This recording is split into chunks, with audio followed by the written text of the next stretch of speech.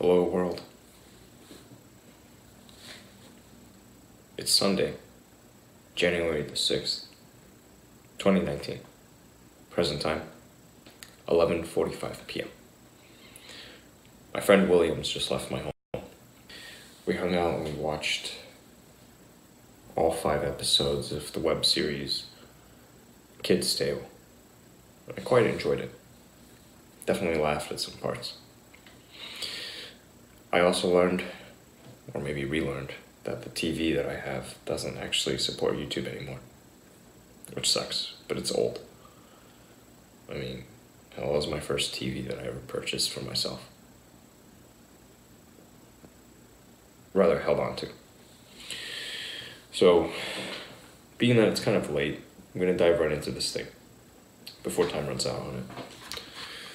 I need to grab some data real quick. Time is ticking.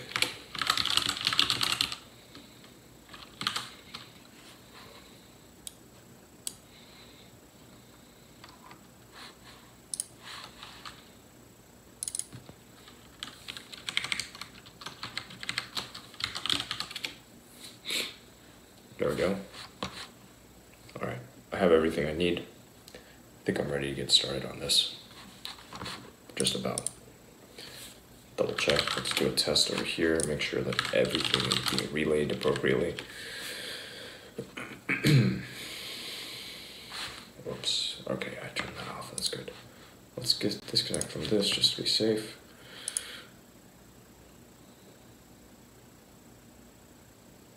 Alright, cool. Everything looks good.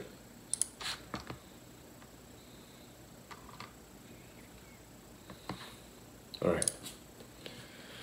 So with that, Daniel's cute.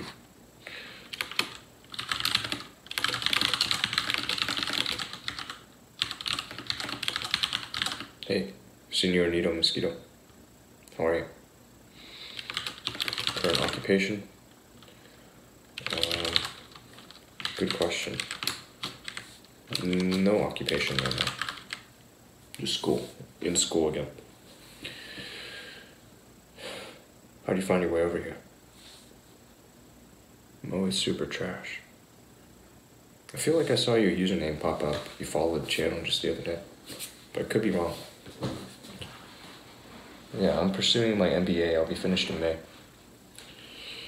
It's a degree that I started back in summer of 2011, and I just let it slide. Should I stand for this one? I think so, since Paul's not here.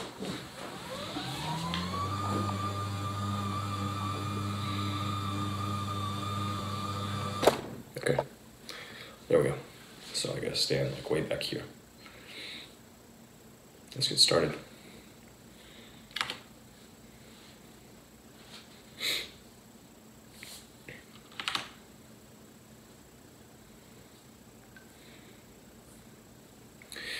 The Richest Man in Babylon by George S. Clason.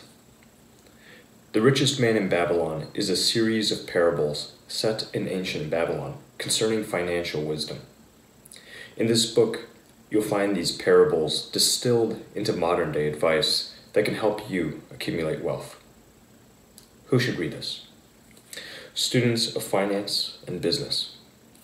Anyone interested in getting back to the essentials of financial planning and investing profitably, and anyone who wants to find out about the secrets of the ages or common sense that has never become common knowledge. Who wrote the book? George S. Clason was a distinguished American businessman and author. He is best known for writing a series of pamphlets about financial success set in ancient Babylonia, and the best of these pamphlets were later collected into The Richest Man in Babylon. What's in it for me? Learn how you can become lucky. Once upon a time in ancient Babylon, there was a very rich man named Arcad. In fact, he was the richest man in the land. Seeing this, 2 of his childhood friends approached him to ask how he had become so wealthy, while they had worked very hard and yet could barely feed their families.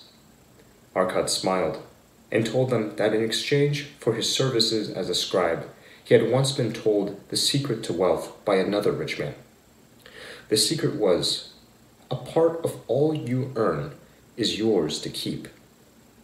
In other words, you must not spend all you earn, but rather invest it, and invest it wisely. This is what Arkad had done to get started. He saved up enough money to lend to a shield maker, who then paid interest on the loan, thus growing Arkad's wealth. The richest man in Babylon consists of parables like this one, and in this book you'll find the advice that can be distilled from them translated into a modern-day setting. You'll also read about why you should never lend money to a lumberjack, unless it's for a tree-felling business. Finally, you discover why good luck is just a matter of working hard. The secret to building wealth is to save and invest wisely. Have you ever wondered why some people are better at acquiring wealth than others? Is it because they are thrifty and stuff every penny they save into their mattress, while others squander what they earn on all kinds of trinkets? In fact, the secret of becoming wealthy lies somewhere in between these two extremes. To become wealthy, you must not just hoard money, but also know how to use it wisely. Of course, the first thing you must do is save up money.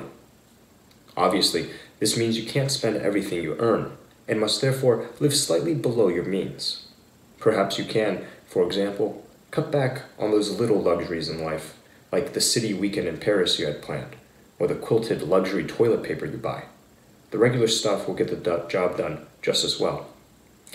But saving up money in this way is not sufficient for you to become wealthy. You must also seek investment opportunities. This is because the money in your mattress won't increase in value. Even putting it into a bank will only generate a measly interest. Instead, you have to invest your savings in something that will generate more wealth, like stocks, government bonds, or funding startups. If you do this right, your savings will increase in value with no extra effort on your part. Whenever you do make an investment, though, be sure to do so wisely. Only entrust your savings to people who know how to use them. For example, you shouldn't give a lumberjack your money because he says he's going to set up a business buying and selling diamonds. On the other hand, giving your money to a hedge fund to invest wisely can make sense. They probably know the market better than you. The secret to being financially successful is to always admit how little you know. Do you consider yourself a knowledgeable person? Wise, even? If so, you're in for a shock. True wisdom lies in realizing how very little you actually know and admitting it. The ancient philosopher Socrates considered himself wise for admitting, "I know that I know nothing." This philosophy should also apply when you learn new things. Don't fool yourself into thinking you now suddenly know a lot, but instead pause for a second to look around. It is a fact of life that the acquisition of new knowledge simultaneously illuminates further areas of ignorance, if we choose to observe them. For example, once you learn about the fundamental basics of the theory of relativity, you cannot help but encounter its more complicated and sophisticated areas, which make you realize that there's a lot more you don't yet understand. If anything, you now feel yourself more ignorant than before. Unfortunately, most people fail to realize how little they know, especially in the field of finance. In fact, studies have shown that most adults struggle to use even basic financial formulas. For example, calculating compound interest. What's worse, they also tend to charge ahead with their tiny knowledge base without pausing to consider all the areas in which they are ignorant. For example, some people learned the basics of investing in risky subprime mortgages and thought they knew enough to attain wealth through them, but failed spectacularly in 2008 because they had not paused to learn more about their investment.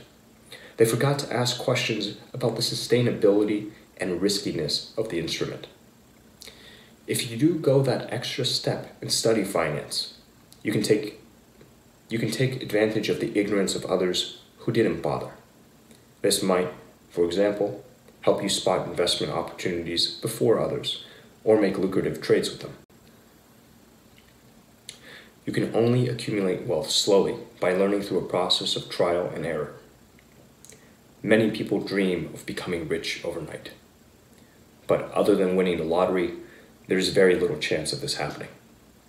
Gaining wealth is a long process, made up of countless tiny steps forward and often more than a few setbacks. But why is this so? Why does acquiring wealth take such a long time? Quite simply, because the world is constantly changing, especially financially. This means that you can never just pick one wealth-building strategy, like investing in a certain stock, and sit back to watch the money come in. The financial system and life itself is very uncertain, so sooner or later, something massive will happen, like the stock market collapsing. This means you have to adapt to the new situation and learn about new wealth-building strategies, experimenting with them and probably failing in a few. And just as you find your next winning strategy, something huge will happen again. But through this process of experience and adaptation, you will increase your overall ability to invest wisely as you accumulate more knowledge. In fact, this process of trial and error is analogous to the way scientific progress is made. Failed experiments can be just as useful as successful ones. So, if you make a failed investment in, for example, subprime mortgages, you might learn so much that you can then make successful investments in that same field. Yet, beware of forgetting that by its very nature, trial and error involves making mistakes. This means you need to ensure these mistakes are small, so don't invest money you can't afford to lose in an area in which you're not certain. In the next blinks, you'll understand the difference between making money and attaining wealth. Don't just work for money to afford the things you want today. Make long-term investments where your money works for you. What do you think is the difference between making money and attaining wealth? If you're like most people, you probably didn't even realize there was one. But there is an important distinction. Making money describes a process where you work for money, but attaining wealth means being in circumstances where money works for you. To better understand this, imagine that you work as the manager of a profitable factory, and every month you take home a very good wage. Clearly, you're making money, but are you attaining wealth?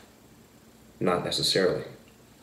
For that, you need to go through the process of saving up and investing some of that money. For example, if you were to save part of your income and invest it in real estate, you would be attaining wealth because your money would be working for you and not the other way around. Making money is usually done to achieve short-term financial success. You usually only care about the things you can buy with that next paycheck, while the future is of little concern. But there is an inherent danger in this kind of thinking. What if the next paycheck never arrives? Attaining wealth, on the other hand, involves longer-term goals. For example, the real estate that you bought won't bring you immediate wealth. Rather, you first have to pay off the investment or wait for its value to increase. This can take a while, but once the investment starts paying off, it will most likely keep doing so for as long as you own it. This kind of long-term planning can help provide security for unexpected events, like losing your job. Making investments that get paid back with interest can be highly lucrative. When you borrow money, for example, by taking a student loan, chances are you have to pay interest on it. Conversely, when you loan someone money, you can expect them to pay interest for it.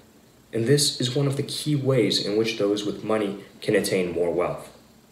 To understand why paying interest is a fact of life, you must first grasp that money is a resource, just like employees or raw materials. Imagine you want to start a factory. What do you need? Naturally, you need raw materials to create your products and the manpower to make them. Naturally, you will have to pay for these resources. But you will also need capital, money with which to build the factory. In this sense, Capital is a resource just like any other, and as such must be paid for. To attract employees, you need to offer a salary, and in the same way, to attract capital, you need to offer the investors something: interest. As an investor, interest is an attractive way of building wealth because of its compound nature. You can get your interest earnings to increase over time because you will also be earning interest on top of interest. For example, imagine you invest $100,000 in a new business, and on the due date, the owner duly pays you back the original sum plus 10% interest, amounting to $110,000. You then decide to reinvest the whole amount into another business with the same terms. This time, when you get back the sum plus 10% interest, you'll receive $121,000. Your interest earnings have increased. You can continue this process indefinitely, always earning more and more interest. As you can see, your money not only works tirelessly for you, it also becomes increasingly effective at what it does over time. Next, you'll discover how good luck and hard work are related.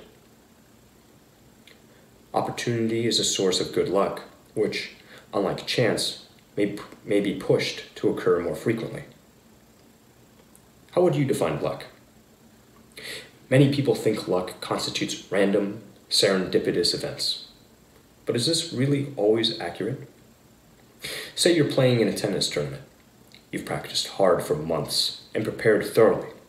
In the end, you win the final by clipping the top of the net so the ball bounces just out of the reach of your opponent. Was this pure coincidental luck? Of course not. You had earned that luck through your hard practice. When people talk about random luck, they're really talking about chance. Chance implies something random and non-influenceable happening, like winning the lottery or being struck by lightning. Actual luck needs to be distinguished from chance because luck is not truly random. Instead, people work hard for it and earn it. So how can you work to make yourself luckier? Simply by being constantly on the lookout for opportunities to increase your wealth. For example, imagine an entrepreneur who is interested in consumer technology and therefore spends time every day reading trend reports, examining the global financial situation, and reaching out to innovators in her network. One day, she reads that 3D televisions are expected to be the latest trend, and later, that same day, hears from an inventor in her network who has discovered a method for producing 3D televisions at half the conventional price. Naturally, she seizes the opportunity and starts producing the televisions, becoming very successful. Clearly, her hard work, vigilance, and willingness to seize the opportunity were what produced this stroke of luck. Work hard to spot opportunities and seize them without procrastination. You probably know the motto of the Boy Scouts: be prepared. To find new opportunities to increase your wealth, you too should adhere to it. In the previous blink, you saw how looking for and seizing opportunities can produce good luck, but the other side of the coin is that letting opportunities slip through your fingers produces bad luck, missed opportunities, and if only I had stories. So why do people forgo opportunities? Far too often it is because they procrastinate. For example, if the entrepreneur in the previous blink had decided not to invest in new 3D television technology and had instead waited for it to prove itself properly and become more established, the inventor would have surely found someone else to invest in their product. You can't wait for opportunities to be handed to you on a silver platter. You must be proactive and seize them, or you'll miss out. If you want to increase the flow of opportunities that you see, you simply have to work hard. Study and investigate the areas you're interested in and build a network so you'll be better able to spot and appreciate opportunities when they do come around. Remember though that golden opportunities really are rare, even if you work hard. This means you might have to wait a while, and this can be discouraging because it seems your hard work isn't producing any results. But your endurance will pay off eventually when an opportunity does become apparent. For example, Imagine an entrepreneur who has invented a radio which requires no electricity at all. She works hard to perfect her product and then goes around pitching it to investors. For a year, every single potential investor rejects it, saying, "Who listens to the radio nowadays?" Though disappointed, she keeps at it, until one day, an investor realizes that the product is perfect for developing countries with poor power grids. The product eventually goes on to become a great success. Her patience paid off.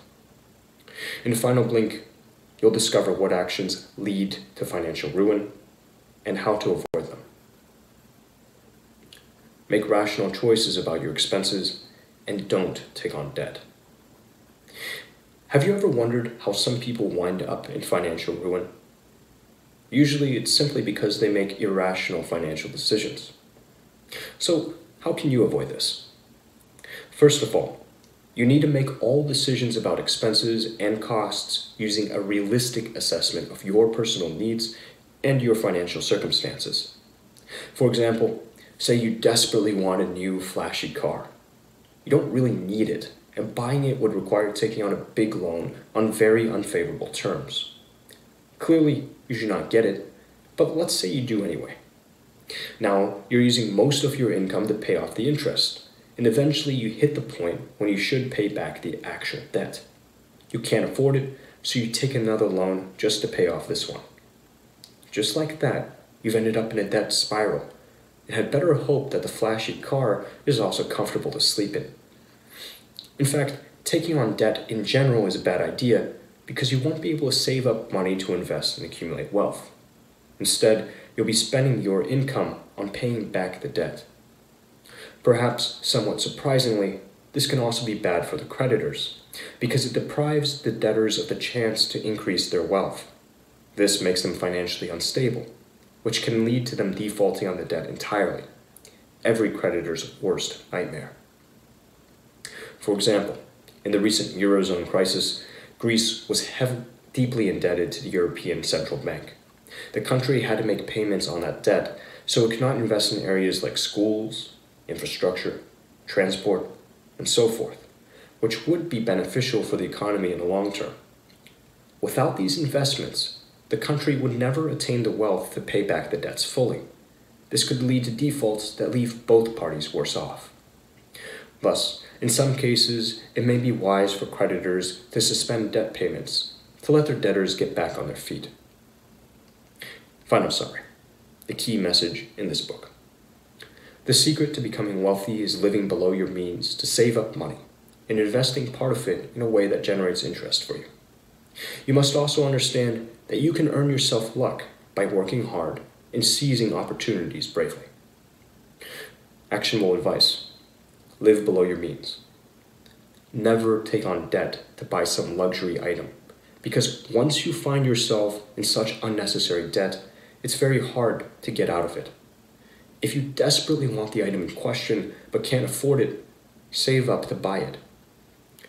Invest part of what you earn wisely. Whatever you earn, always ensure you don't spend all of it on things you want. Save part of it and invest it into, for example, stocks or bonds, as this way the money will begin working for you, earning you interest. However, be sure to make this investment wisely. Don't trust a novice or an amateur with your hard-earned savings. No matter how attractive an opportunity seems, if the person you are entrusting your money is inexperienced in the field, chances are they will fail. Therefore, you should only invest with people who have proven they know what they are doing.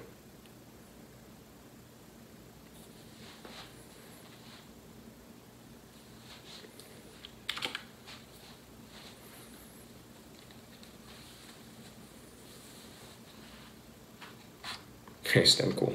Artificial intelligence. Working. I'm not going to be up much longer. But whoever's flashing that long john, please, I don't need to see that.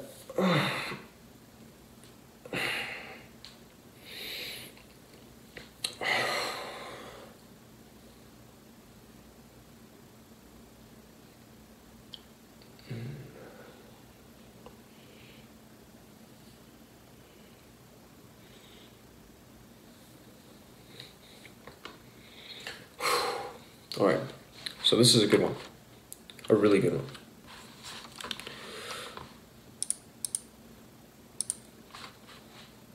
And I need to grab some notes real quick.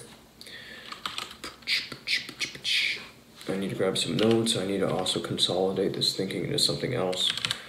And I'm going to remain mum on certain topics because they don't make me pleased. I'm not pleased, but it's okay.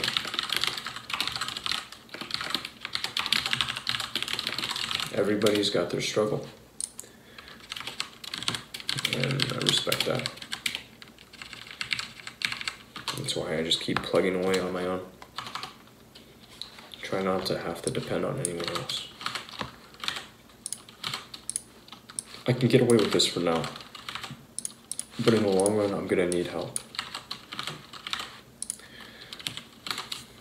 I'm gonna need more and more and more,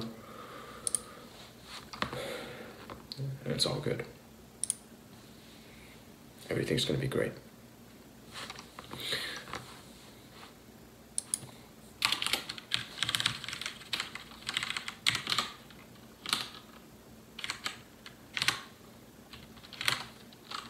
I believe this is the one. Okay, no, it's actually here.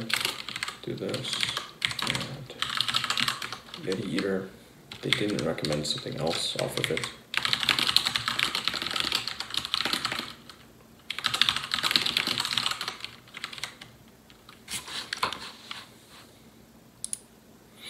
There are a lot of good books out there about money. Plenty of good stuff out there.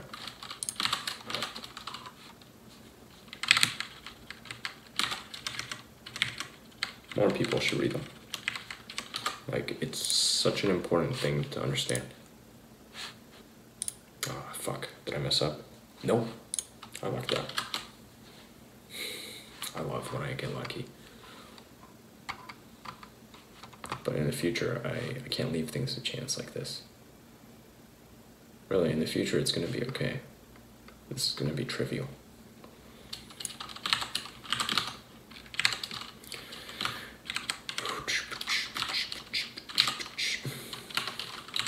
Okay, so that's in. And we just call it good for now on this one.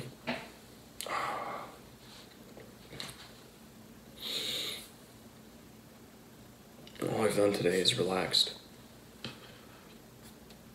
Like, started the day waking up, rolled a cigarette, and talked. After taking Paul out, did I take Paul out at that time? I don't even remember. It was a bit of a blur. Had a really nice lunch. Here's the most impressive one from here. It was lobster over like some pan-fried noodles. Really tasty. And quite cheap too. Like, food here is good and okay. Fairly affordable.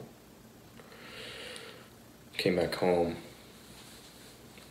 napped from the time I got back in until like close to 5 o'clock. And I got up, visited with Joe Ben a little bit, went over to my parents, had dinner, came back here. William was over here hanging out, so we chatted with him a bit, and now here I am.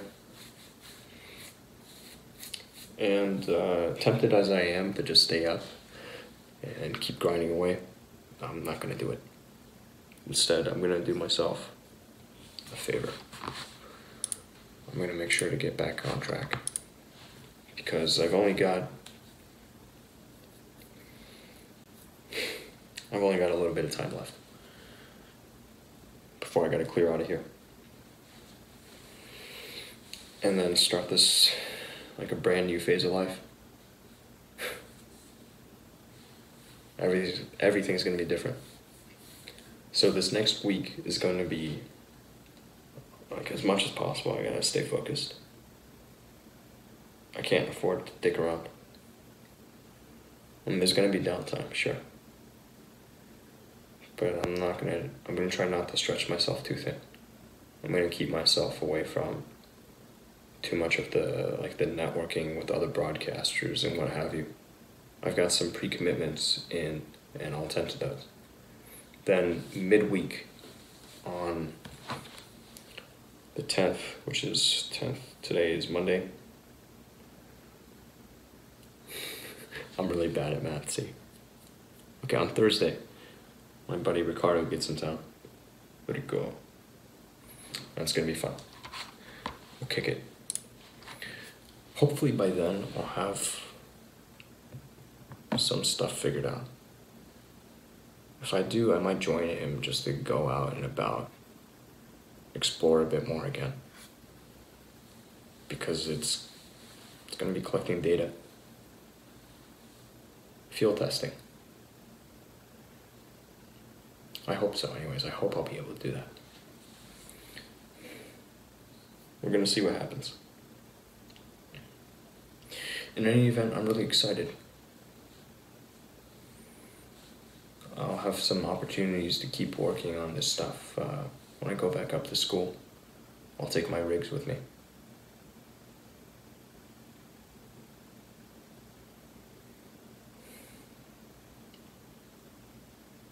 Yeah, it's gonna be good. Got a lot of work ahead.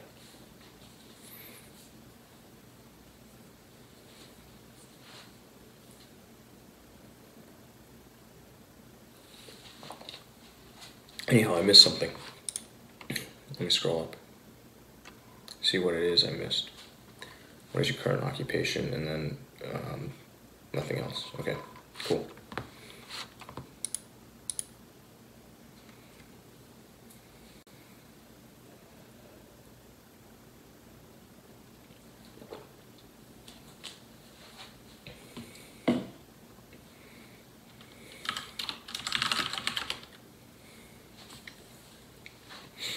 Very good.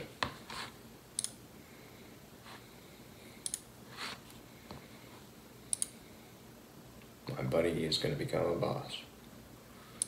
We're all going to make it. I can't wait. So we got the start on some stuff. I should build this out into a couple of different documents and pull it out of the plain text editor for now, so I can I don't risk losing it, because losing it would be tragic.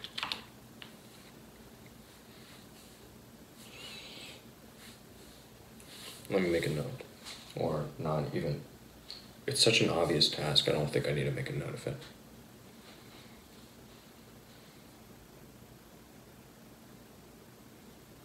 You're losing? That's not good.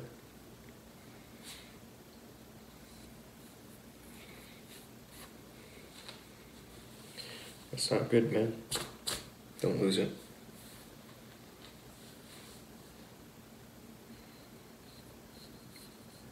You don't want to do that.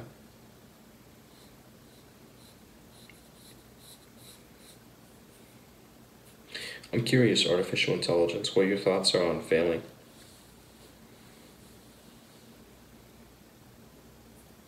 Like really, truly failing as an entrepreneur.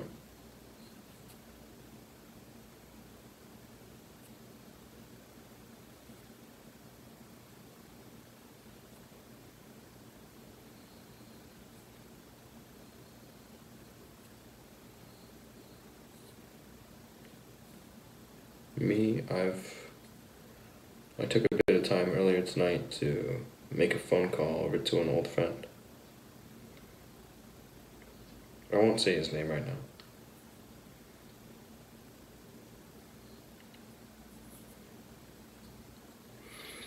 He's working up a new project.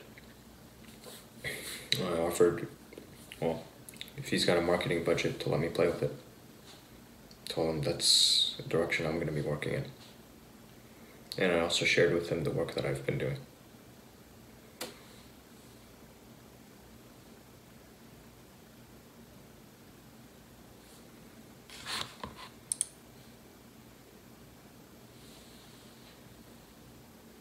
Hey, naughty boy, how are you? No real topic of discussion, just chatting a little bit before I wind down for the night. Is high risk losing it? High risk with low return is not a gamble I take. But I'm not a gambling man.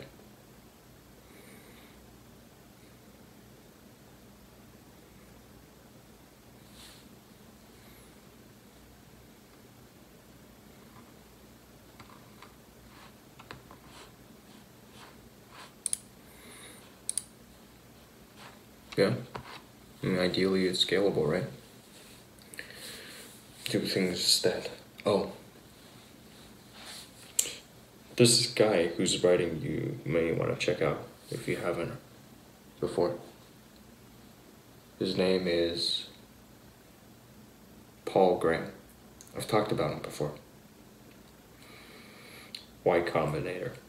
He's written some really good essays on startups and just business in general. And as you're, talking about scale, I'm reminded of one of his essays.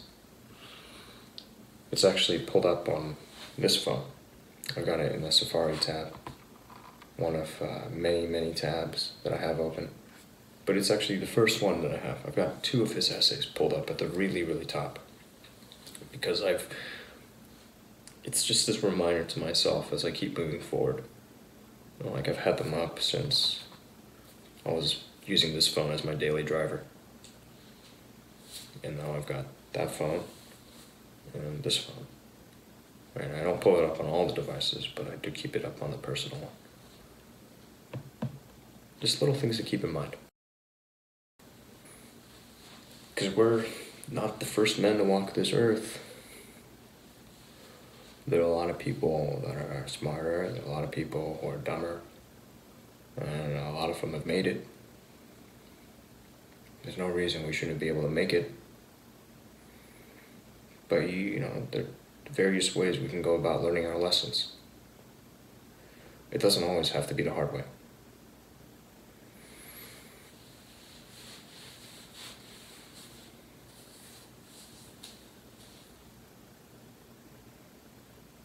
What would really help you, artificial intelligence? What would really help your business?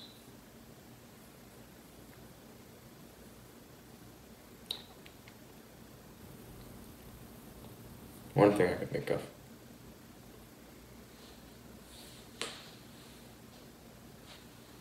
It's one thing that you don't want to talk with me about.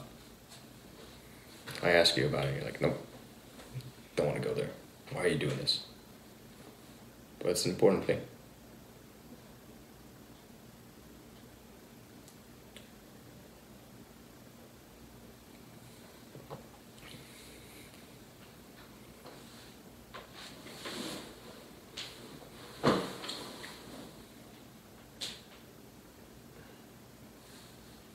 I'm gonna adjust real quick.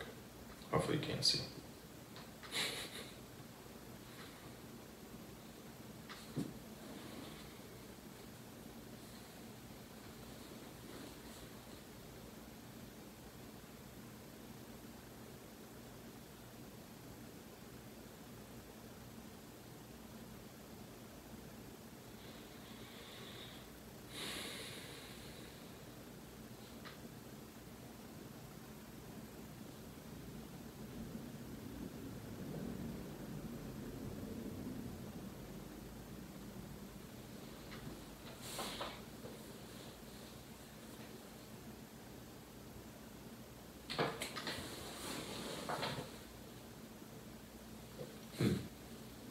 Let's see what you wrote.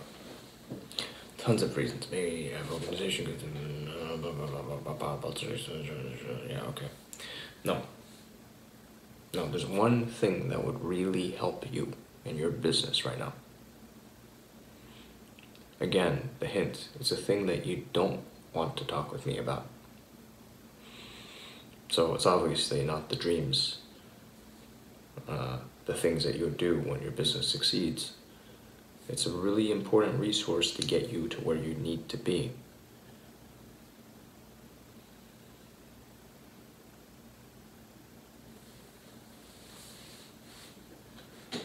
Really important one.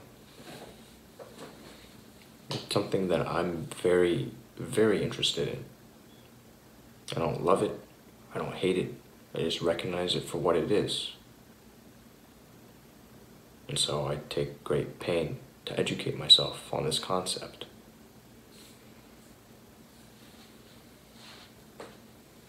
Right, for kids in high school. I was a bully in high school too.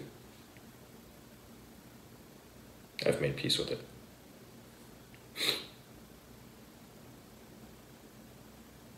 Not a vacation. I mean, you could use a break. Don't get me wrong. But you should try to make yourself like some time, carve out some time every single day to unwind. And for me, you know, I smoke. It helps. It helps, but you know, there's also the flip side of that. You take in the nicotine, you want the nicotine, you crave it. It eats up your time too. You know what it is. I've asked you about it, but you don't like talking about it. There's this thing that you're shy about. But I'm not shy about this shit at all. Oh, I know. Even though I'm a poor man. I'm poor, but I'm happy to admit, hey, I'm a poor guy. Don't fucking listen to me. I don't know what I'm talking about.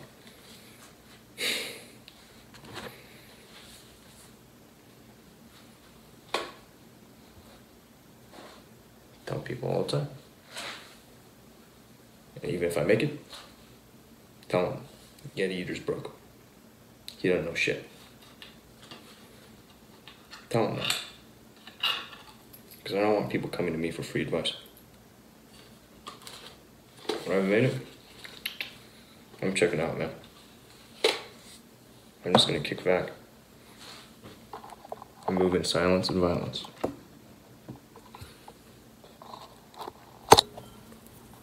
Like I said, this is my charity.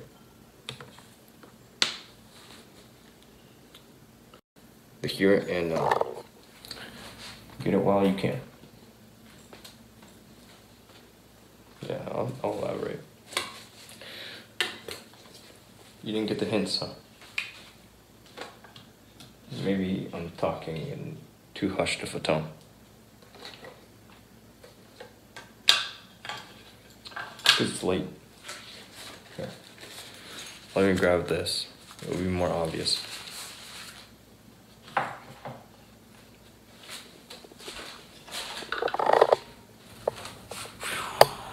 Whoops, excuse me. Apologies for the shaky camera. I am not a stabilizer. I am, if anything, a destabilizer. I hesitate to call myself a disruptor because I've yet to really disrupt anything. But we're working on it.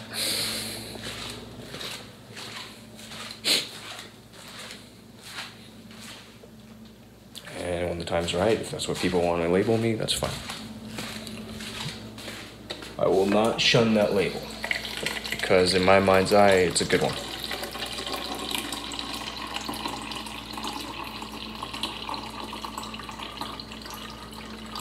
I just keep reminding myself, most people are stubborn. At least as stubborn as I am, and I'm a very stubborn man. Keep reminding myself, most people are very slow to adapt. At least as slow as I am. I'm a very slow man. After all, I'm just another dude on the internet. Just like you. And chicks can be dudes too.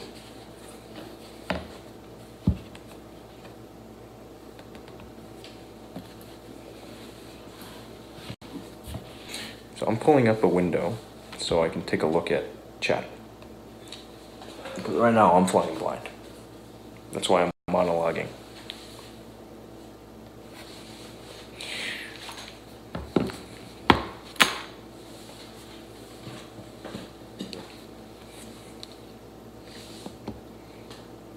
What is that beautiful AR you on? Hiding? Thank you for asking about it. It's doing fine. I just feel very little need to keep it out in the open right now. It was getting in the way, you know, while I'm sitting at my computer. trying to work around it like I'm no contortionist. The pistol packs as much of a punch. I mean, a little less, really, right? It's not nearly as eye-catching as an AR, but, you know, it sends a similar signal. It's the same thing.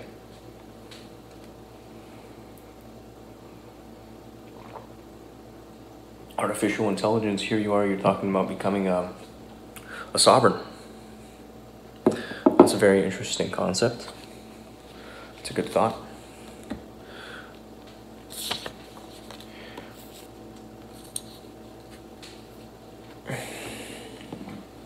All right, you said it, right? 10 mil. That's the thing that would really help you right now. I was gonna march out my dollars just to, you know, like make the point, but you already know what it is. The money would really help you right now. If I were in your position, that is, I already have clients that are onboarded, people I've already been doing work for, yet I'm working so many hours, I would start by doing this. I'd start by looking at where my time is really going. And you've made some statements to me in the past, repeated statements, talking about desire to quit Twitch, most recently quitting Discord. Why not follow through? How could it hurt you? It would only free up a portion of your time, right? Because, you know, most dudes on the internet like me are only going to waste your time. And your time is a very valuable thing.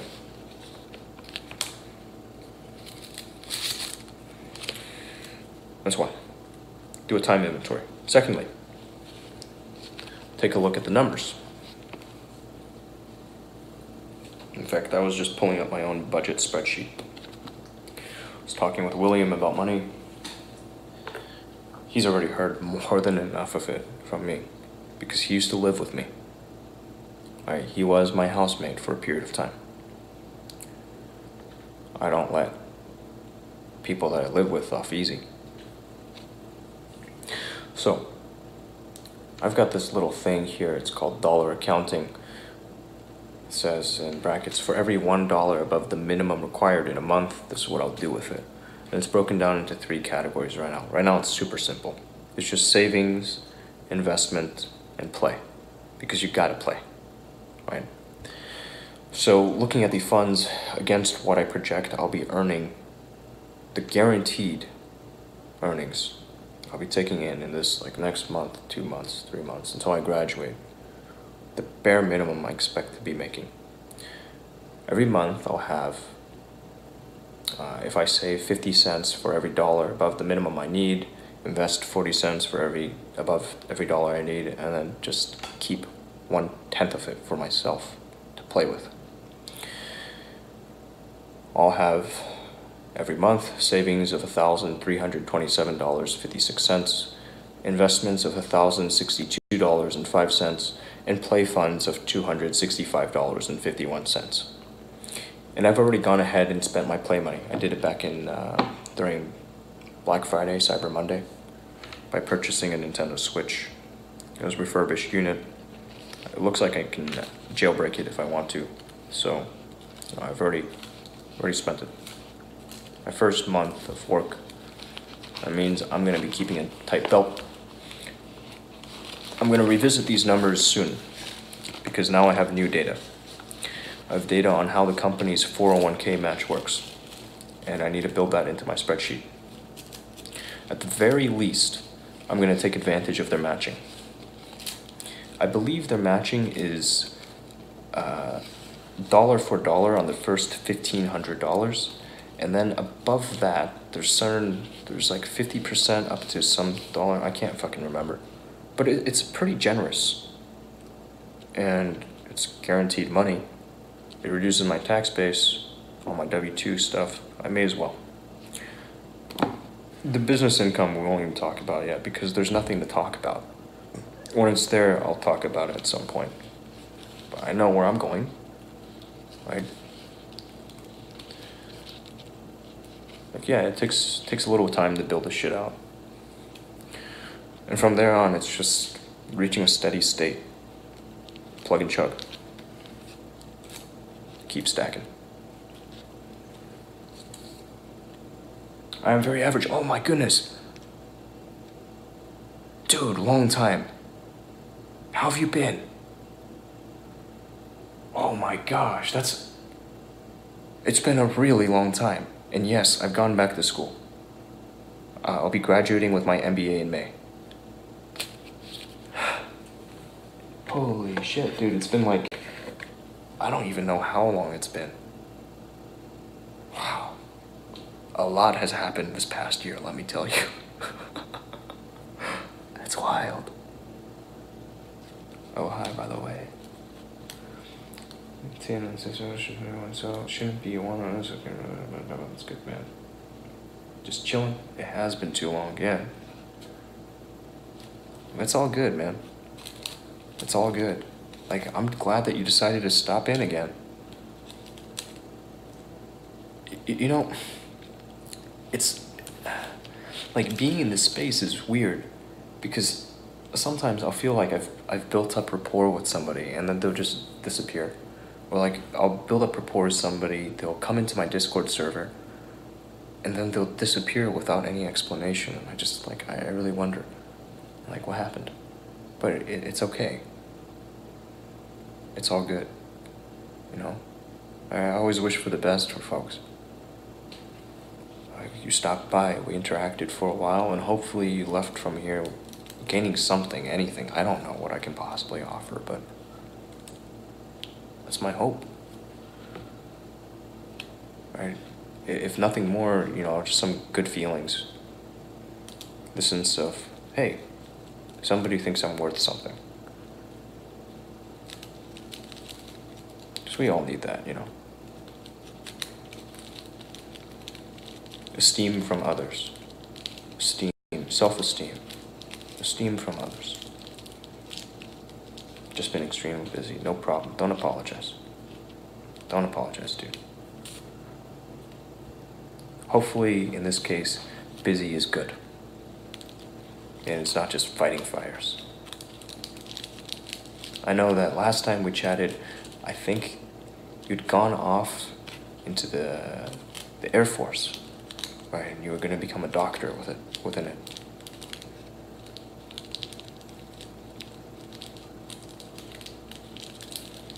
Last time we chatted, I think there was something involving your parents and going out to eat.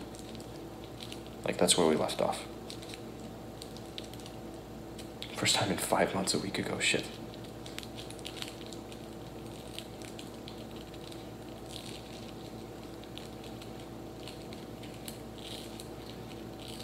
Not even doing 401k, and that's fine. Artificial intelligence, that's fine, man. I respect your choice, right? I mean, just from my perspective, as somebody who's going to be earning W-2,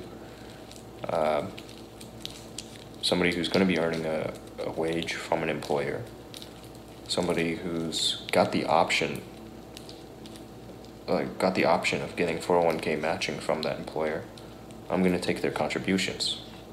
At the very least, I'm going to pitch in to my own 401k enough to get their match, right? I'm not going to leave that money on the table. There's no way in hell. Like, I'm dumb, but not that dumb.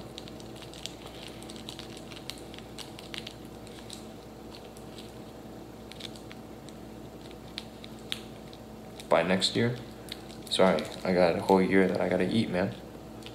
And this year I'm going places. Like, nobody's stopping me. You don't understand. Like, I've got my airline miles. They're waiting, baby. I can show you the emails they keep sending me, like, Dear Yeti Eater, your current mileage balance is this, enough to go around the world business class. They will expire at this time. Like, you can bet your ass I'm going places. And I need money to fund my trip. So I can't work for free. Even if I like you. like I said, this is my charity. Right? One day, when I have money, I'll give it back. I'll make sure to give back. I can give back then in a bigger way. But for now, as a poor man who just has a little bit of education, who has some thoughts on the world, on where he'd like to make his claim, this is it. And people can take it or leave it.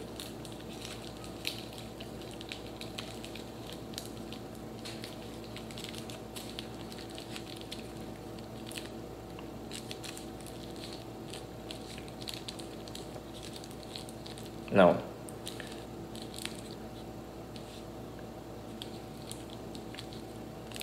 I'm gonna take my time with this, because I suck.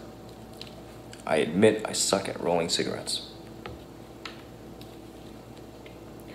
I don't see time worthy for money as a transaction, unless you want to work at modern wages set by a nation, any job you want. You can search the wage ranges. Studying arts now, good on you now. My friend, I'm finishing my MBA.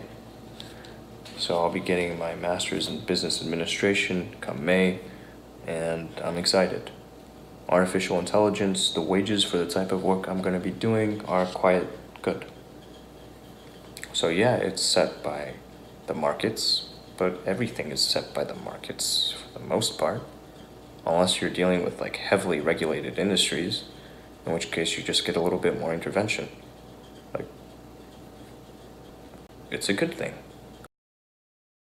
It's wages.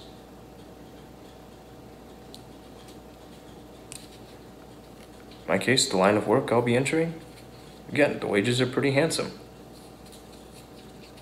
It's more than enough to be happy in America. The skill set that I'll be building, again, is highly sought after across all industries right now. So, I'm not worried. Far from it, man. Like, you realize you've gotten a lot of time out of me, right? And just the same, I've gotten some time out of you. But my rate, it's going to be going up. It's going to go up in little baby steps. For now, I'll be earning intern pay. Not a lot of money. In fact, the amount that they're paying me, $16 an hour, that's one of the lowest rates I will ever have worked for. Outside of all the pro bono I've done for free. You know, like all the pro bono work I've done through the years. Consulting for free. Just building up goodwill. Build my own name. This hasn't done me a lot of good. Gained some experience in the process, but I haven't gotten much richer. Because value is a really funny thing. The way that people value things is the luxury designer handbag really that much more expensive to manufacture than one that comes from, say, Coach or Michael Kors? Or for that matter, Calvin Klein? Is it really? And you know this. I mean, heck, you're in marketing. Right? People are funny. I give my time away for free, and what do people do? They take it and run with it. Very, very few would ever think for a moment to give back. Even if I write, hey, like, you know, you go through my wall of text, what have I written? You go down to the really, really bottom, and it talks about supporting Yeti Eater. The first thing I ask for if people want to support me isn't for their money. I don't want your money. I'll get my own, thank you. Got it written, like if you want to support me, do me a solid by helping me to create content more easily. Because that's the game I'm in when I'm in front of you here. It's a content creation game.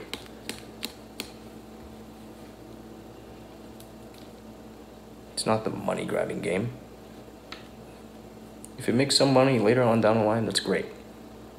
The fact that it's made any money to date, when the vast majority of it has just consisted of me sitting at home rambling, ranting at my computer, petting my dog, that's incredible. I'm absolutely floored.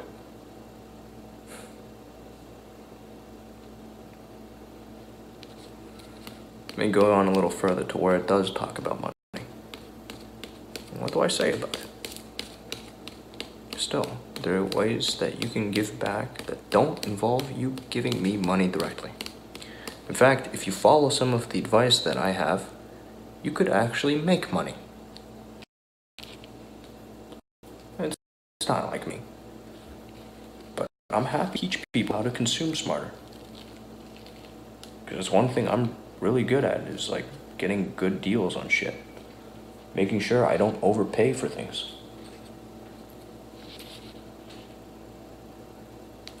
I invest time into finding the deals. I invest time into figuring out how to get the most cash back out of it. And I hate to keep that knowledge to myself, because it could benefit everybody, since we're all consumers.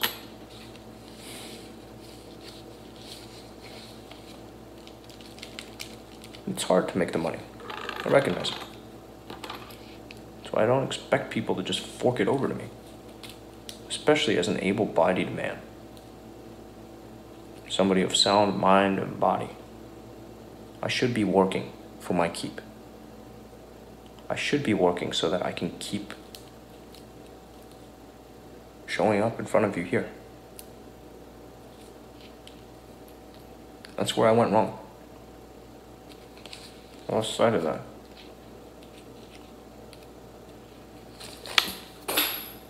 Whoops.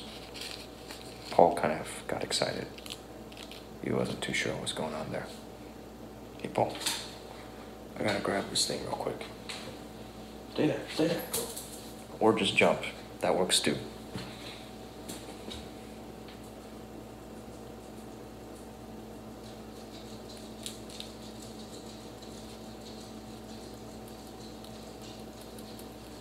Have you ever listened to any of Alan Watts' lectures? The late Alan Watts. He had some really good things to say. He was a good communicator of this Eastern religion, Eastern spiritual practice over for the Western audience. If you haven't checked out his shit, put it on your YouTube list, you know. Figure out who this guy is, Alan Watts. The creators of South Park, I can't remember their names. It's like Matt and Trey. They did a really short animated bit using some of what Watts had to say. It's pretty cool.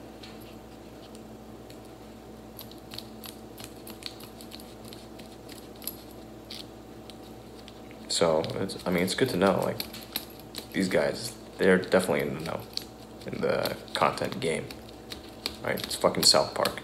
They're legendary.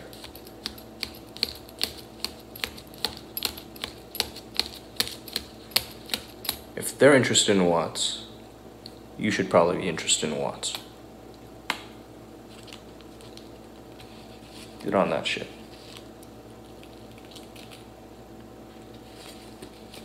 Oh, how's Paul the little doggo doing? Very well. I was just talking with my brother today at lunch. My brother has, for some years, I floated around the idea of keeping Paul's bloodline running in the family. Having this like family dog that could just go on generation after generation with us. You know? I thought that would be a really cool thing to be able to do. And now, as I'm on the cusp of getting paid, starting my career, man. Starting my fucking career. I'm starting to look more deeply into that. I talked with my sister about it while she was here. I spoke with my brother today. I just asked my brother, hey, just talk to, try to get one of your friends interested in taking on one of Paul's pups. Just one. The goal is to have an oversubscribed list for Paul's pups. That way, say there's a litter of 5, a big litter of little pups, then they'll all have homes. Because I don't want to get in the business of selling dogs. I can hardly sell my old Xbox One,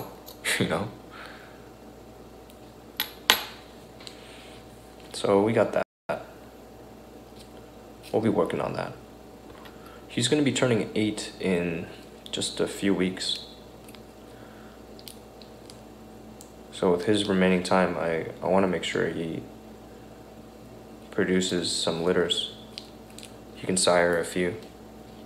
Not just one, I want to stud him out repeatedly. Let him have a little fun too. Because he's a good fucking dog.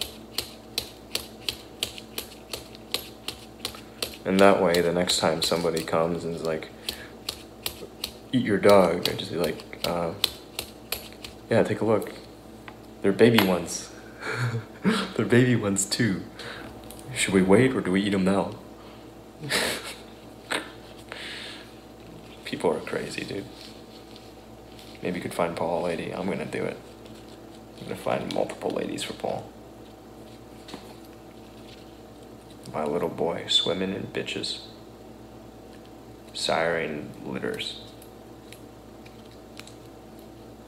You should see him whenever he comes across a female dog, man. He goes nuts. He loves female dogs.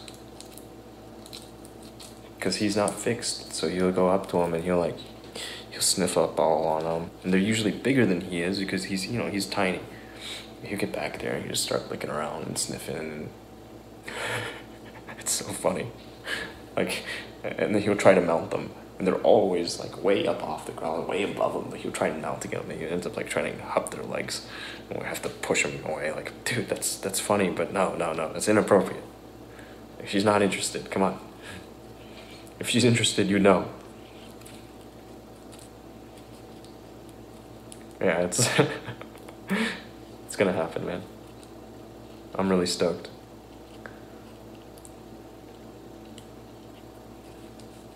As long as he's still around, I gotta move on it. I've gotta keep moving on it and all my other goals. It's kind of a pet project. Called a pimp. You know it. The little player.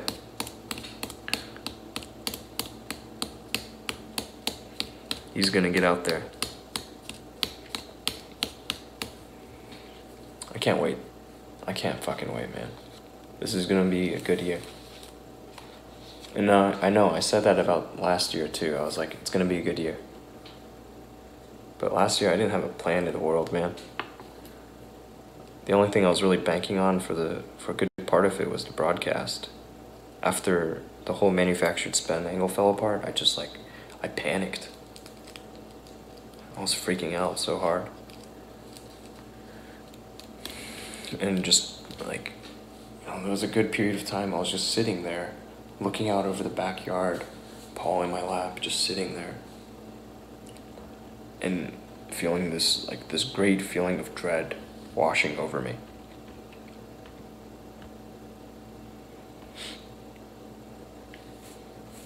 And now it's over. Everything is turned around. And it's not at the point where I'm just oh yeah, everything is great, but there's a lot of work to be done. I know it's gonna be tough. But I'm excited.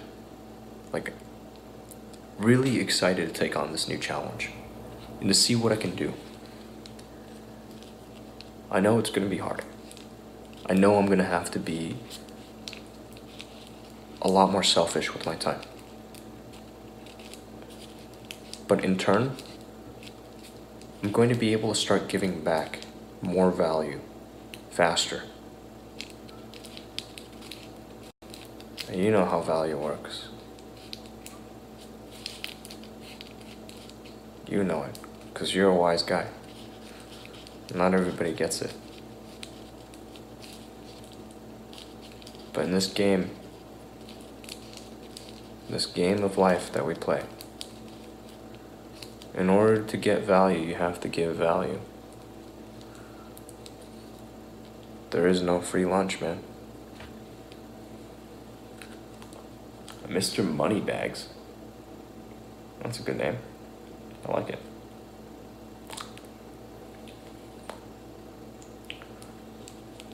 I pictured a Monopoly man. I can't see your profile photo because I'm looking at everything through an iPad, and it's remoted into one of my other rigs, and it's running a chat relay. It's all usernames, your messages, and timestamps. But how are you? What made you decide to drop in? Welcome.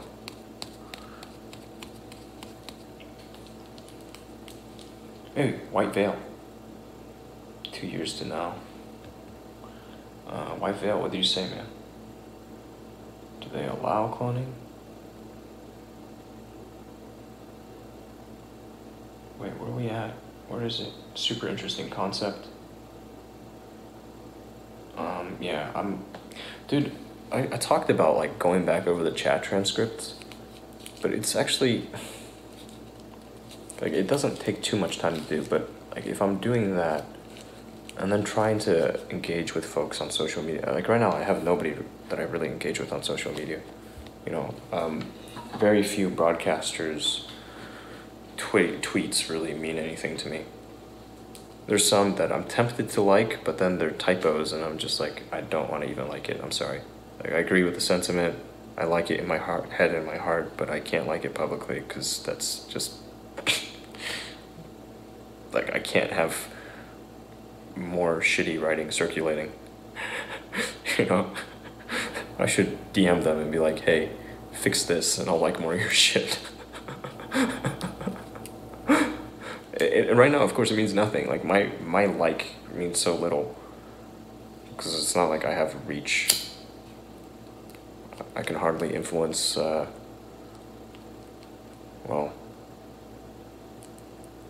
yeah, you know, something that's very easy to influence. Time off in July and discover Europe or the Bahamas or something. I am very average. Let me tell you what my plan is. In fact, I'll show you the emails and stuff. I don't need to actually show the emails. Just take my word for it. I've got 126,000 miles banked with All Nippon Airways. I'm gonna be running them. I'm so fucking pumped. Alright, but first, let me get a sweater on. I'll be right back. Yeah? Don't ever think your life is worth not very much. Mr. Moneybags, I'd never think that. There have been times where I'll joke that I'm a loser. I use self-deprecating humor quite a bit here. But yeah, it's because it's like, you know, I know I'm nobody special. Not yet. But I've got the right ingredients. And I'm willing to outwork my fellow man. So I'm gonna do well. But I'll be right back. Let me get a sweater because it's a little chilly out there and I want to smoke and finish up this little chit chat and hit the sack.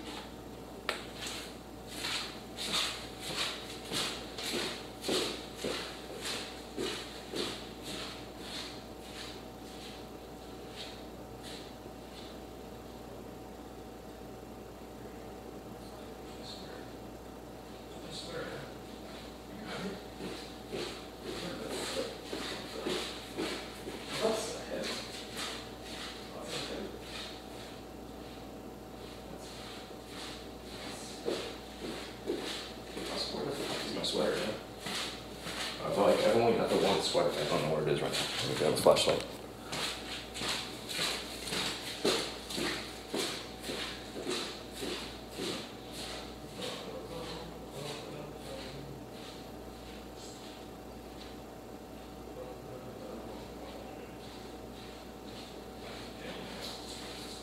Dude, as soon as I grab my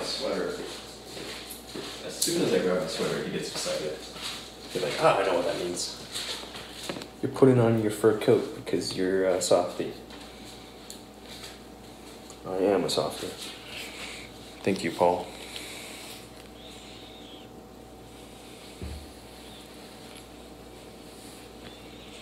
So I have two monitors, different visuals. One branding makes me wonder, what do you mean different visuals? You have two unlike monitors, therefore they render colors differently? Is that what you're saying? Because if that's a problem, there's a really easy solution to it, man. Super easy. I can show you this tool that you buy. Two different color schemes for, what, two different monitors? It's surprisingly interactive. Yeah. Okay, so Twitter is a weird place, man. Like broadcaster Twitter, Twitch streamer Twitter is a really fucking weird place. I think a lot of Twitch streamers, they're riding quite high on themselves. I mean guys with like, I don't know. It's definitely, I think it's past a certain number. I don't know. But fuck, a lot of people just, they get so fucking high on themselves. You know, like, I'm the shit. My shit doesn't stink anybody because I know it all. Nobody has anything to offer me except for people larger than me, higher up than me in the game, right? And they take for granted the engagement that they get from the followers. They take for granted engagement that they receive from the wider publics. And that's one of the things that I resolved to do differently this year. Because my own frustration trying to engage with these people made me realize I haven't been doing a really good job with engagement too. When people comment on my videos, when like it's really people commenting on my videos and some DMs I just let slide. And like I'm bad about this, dude. I'm really bad at keeping in touch with old friends too. Like fuck, I can't tell you how many people I've lost contact with. Hey, relax. But here's the thing. I can do better. The old friends, it's really interesting. I will speak more to the subject once we go out. I'll have this. So I need this.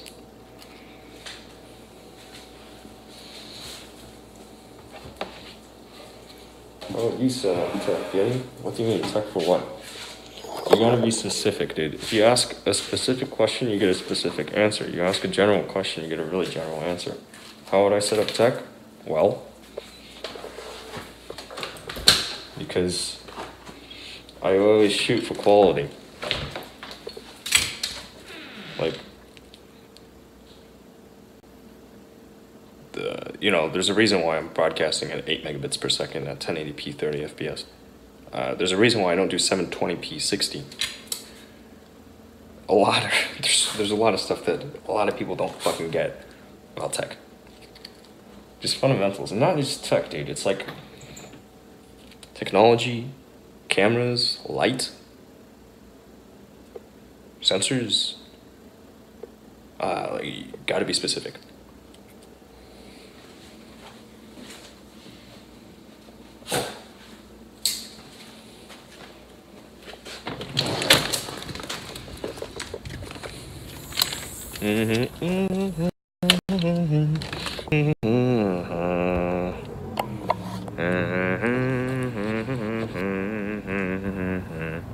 Mr. Moneybag, stream details, and it makes sense. I think, yeah. Oh, okay, so I am very average. Let's go back to the subject of the frequent flyer miles and what my plan is to do with them. Hopefully you can hear me okay, yeah? Like, if there's any problem, let me know. There may be... I haven't boosted the antenna output on these Yodos. I got lazy. I needed to rest anyhow. Let me double check. Anyways, gotta go. Son of a bitch, dude. Okay, real quick. My plan with all these frequent flyer miles, because it's enough to do around the world business class redemption, I'm going to go around the world. I transferred over this many miles for a reason, right? Like, I had already charted out my entire journey. The plan is to go Houston, and I don't know which direction I'm gonna go. But definite stops: Honolulu, Tokyo, Shanghai. And then I'll have to transit either through, I could transit through Turkey, Istanbul over to Houston, or I could do, what I really like to do is do Newark to Singapore. Because that Newark to Singapore flight, it's a very special one for me. It has personal significance. And if I can book myself into business class on that flight, I'll feel very gratified. And besides, it's the world's longest flight. We've talked about this one. You know which one I'm talking about. Bro, are you drunk? Do I look drunk? Do I sound drunk to you? Like, am I slurring? Did I stutter? Yeah, I'm drunk, alright. Are you drunk? Because if you're drunk, it's okay. No judgment, man. Like, I don't mind getting drunk once in a while.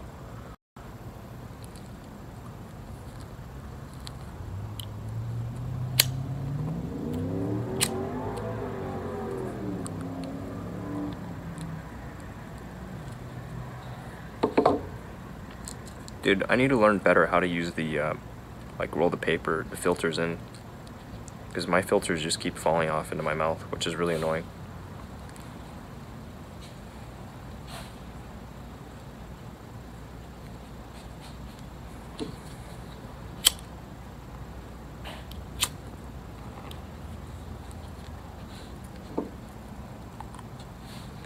No, I'm not high right now. Dude, I'm perfectly sober.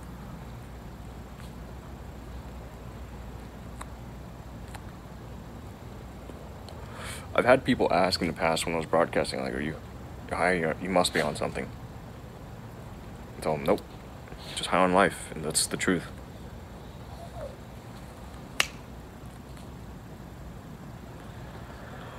It's a good feeling, man. Everybody deserves to feel this way. Everybody ought to try it at least once. Just like buzzing on life. But yeah, I am very average. You got it, man. 18 and a half hours business class. Like, I want to do that one.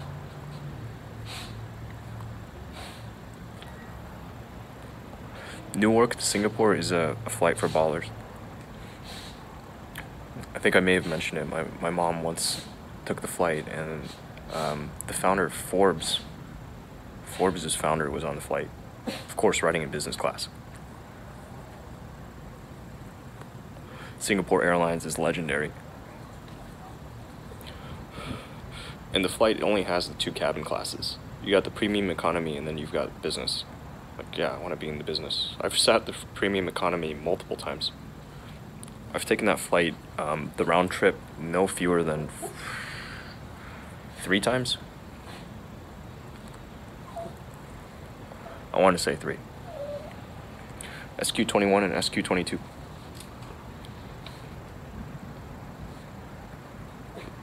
Take care of artificial intelligence. Duke Nukem, what's your channel about? It's just a window into my life. I mean, just the life of Yeti Eater.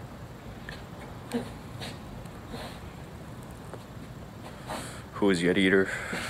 Just another dude on the internet. Leave it. Leave it. How often do you stream? Daily. Daily. I streamed full time for like half of last year.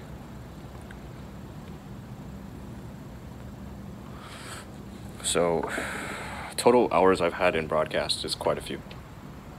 I've been at this game for a bit. But I don't have much to show for it, right?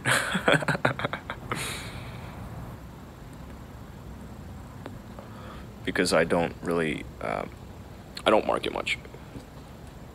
I keep it fairly low-key. And I've had a bunch of technical issues that I've been slowly working through. They're still around. Like, when I go back inside, you'll probably see it. Most recently made the switch over to FTL on Mixer, so that should help. I would like to make Mixer Partner this year. It's possible. You know, it's just like 1,000 followers away on Mixer.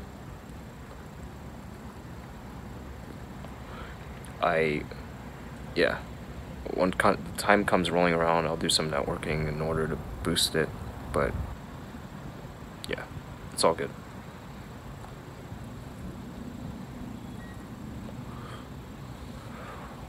It's okay, bro. What are you in it for? Broadcast? Just building influence? The reason why I broadcast, though, my personal motivation for broadcasting is just to better document my life. And it's also to, like, send up this ping to the world to let them know, like, I'm still alive. Right?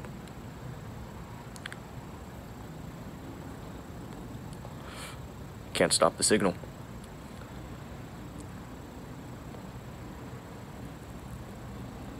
But I see a lot of shit in broadcast. Like, at the top levels of this game, I see so much shit, and it makes me kind of sick. I've got pretty lofty plans, like big fucking goals for this space. I dig your handle, by the way. I played the games. I was always a big fan because, you know, as like a kid, you grow up on Doom, and then Duke Nukem comes out.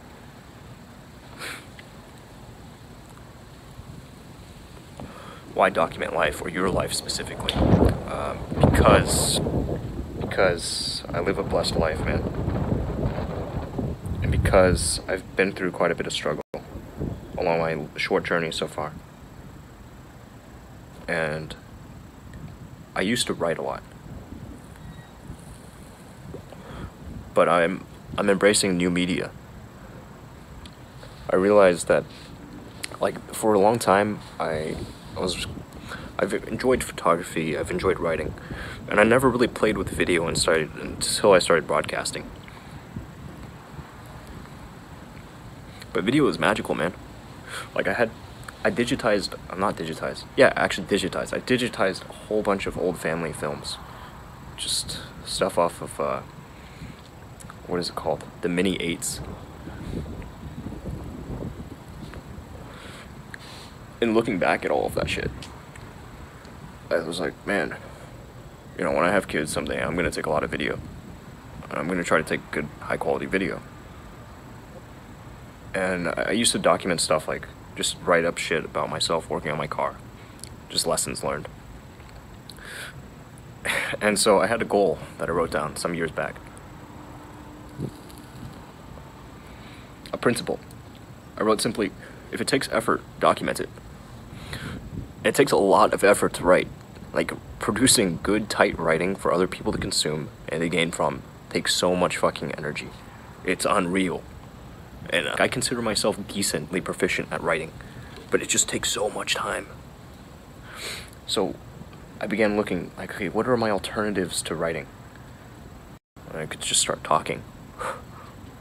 Right? I could start making videos. So I set up a YouTube channel and I started pushing some stuff out there. But editing videos is a pain in the ass.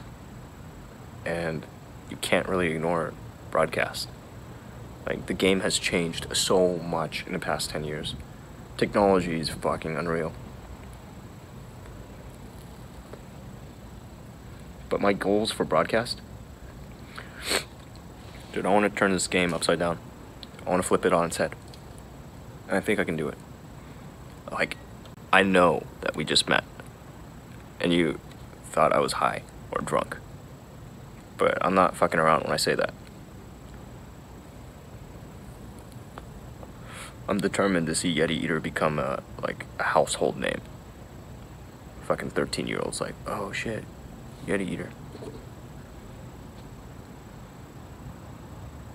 I watch Yeti Eater stuff.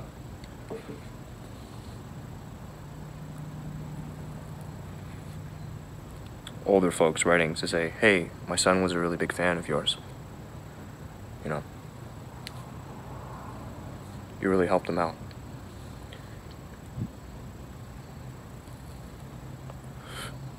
I want to be remembered for good things.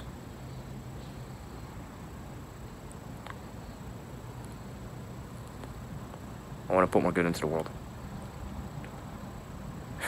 Because it doesn't take any genius to go and fuck up a good thing. But to make something better,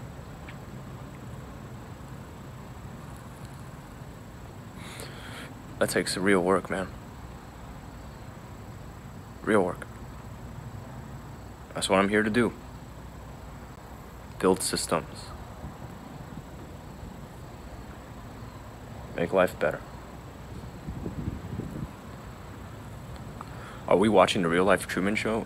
I like you, man. In a sense, yes. In a sense, yes. Except Truman is in control. And he knows that the camera's rolling.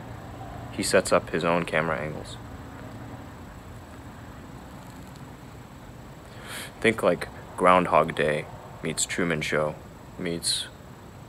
I don't know what else there is. What are some other good ones?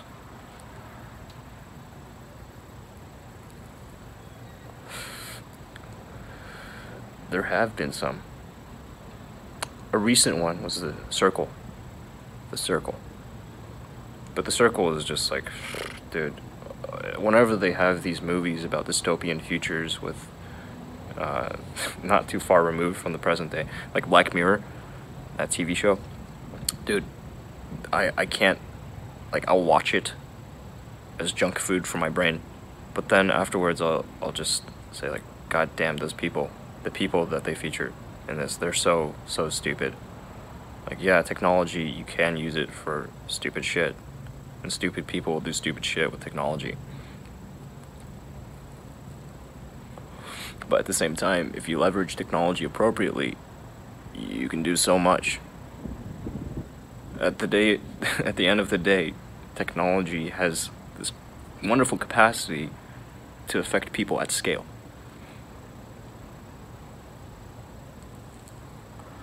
That's all part of why I'm here. All these little bits and pieces.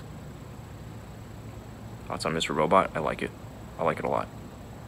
I liked the first season. It was the strongest.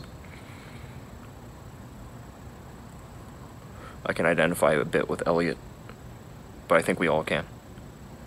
And that's why we watch it. We want to change shit. Make it better.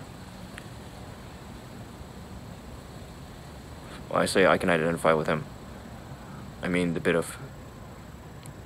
bit hacker in how I think, how I approach situations. A bit vigilante.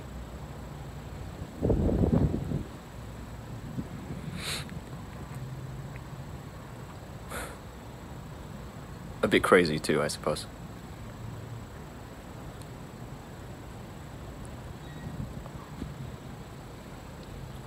None of the pills and shit, though. The drugs that just take you away to a different plane. Like, I'm down with cannabis. Tried coke. Tried LSD, tried shrooms.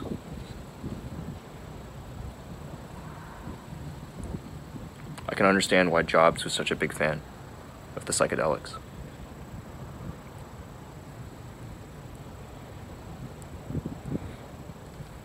Nobody's normal, man.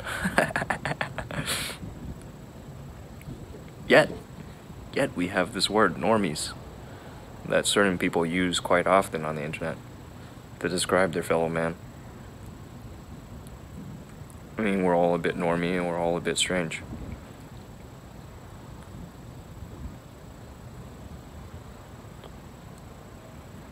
Seems like you're evolving. Not yet, just getting started.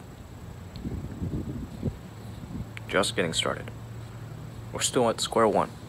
Haven't left the hovel. Oh, I take that back. I've actually taken the broadcast out into the field a couple of times. Broadcasted from my dorm room at Mizzou. For a moment, I hesitated. Then I remembered. Let me toss this. Oh, shit. The wetness. Alright. Ready to head back inside?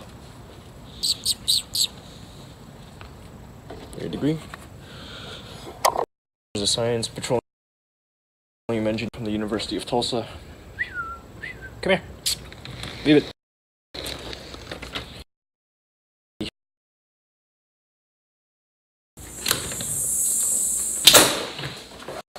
Petroleum engineers make good money. Had I gone a good young man, played by the book, I probably would never have turned on the camera like this.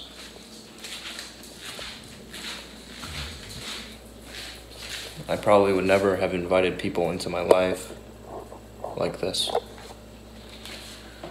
Talk about this. It takes a certain type of person to turn on the camera, as I've done. It's not for everyone. On top of that, most people who choose to do this will fail.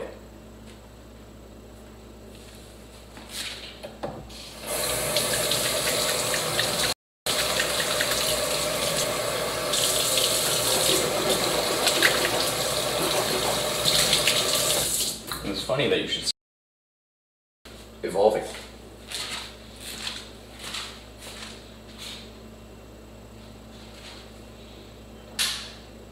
Had you come over to this Mixer channel, or to my Mixer channel, any of my channels, I operate a bunch. Everything's at YetiEater.com. Had you come over here when it first started, the only thing you would have seen every single day, gaming live streams, predominantly Destiny, full time, more or less. I was going hard at it. Really hard. Eventually got up to, it's nothing crazy, but eventually I got up to like 30 concurrent viewers on YouTube. I could regularly expect to pull in 20 to 30. And that was fun. The best part is I was doing all of it without the face cam. I didn't want to go through the trouble of syncing up the audio and video. My rig was unreliable. It was just like all sorts of headache. And then I quit. I quit gaming. Announced I was done with it. That I just couldn't keep doing it. It was May 31st, 2017.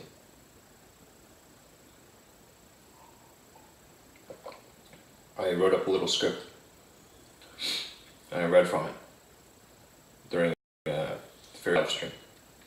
And I highlighted that bit, I pushed it to YouTube, and I titled it, "So Long and Thanks for All the Fish." And I imagine a couple of people got it. Psst, leave it. Come here. You stupid. What are you whining about? Come here. My stuff is laggy. Right now it's laggy? It shouldn't be right now.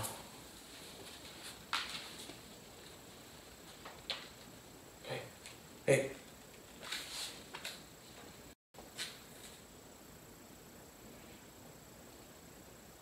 I thought he was higher like this. He's pretty cool. Yeah, I think people do end up thinking this. Because I've got some energy. And it's a combination of 3 factors that you look for, right? Integrity, intelligence, and energy.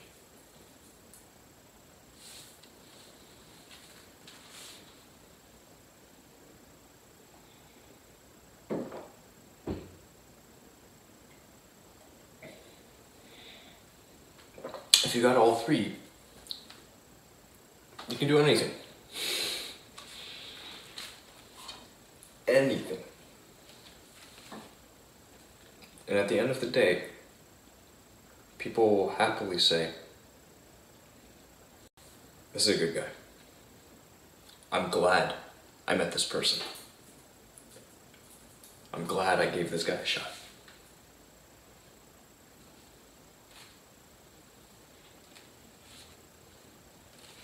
What happens if you don't have integrity?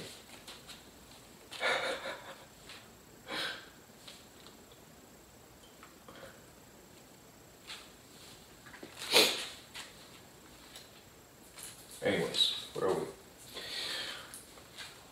Let me set this to the side, and then we'll retreat into my room, brush my teeth and all. Come here. This is my... What do you do for work? Right now I'm not working.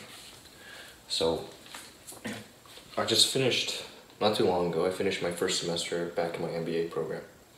I left the program following fall semester 2012. I took so fall semester 2012, now coming back fall semester 2018. So I took roughly 6 years, 5.5 years away from school. And for the past semester, I've just been at school. I only had 5.5 credit hours remaining for my MBA. I was hoping to knock it out in a single semester, get back over here. But the MBA program is shrinking. It's been getting, like, enrollment counts are down, class sizes are down.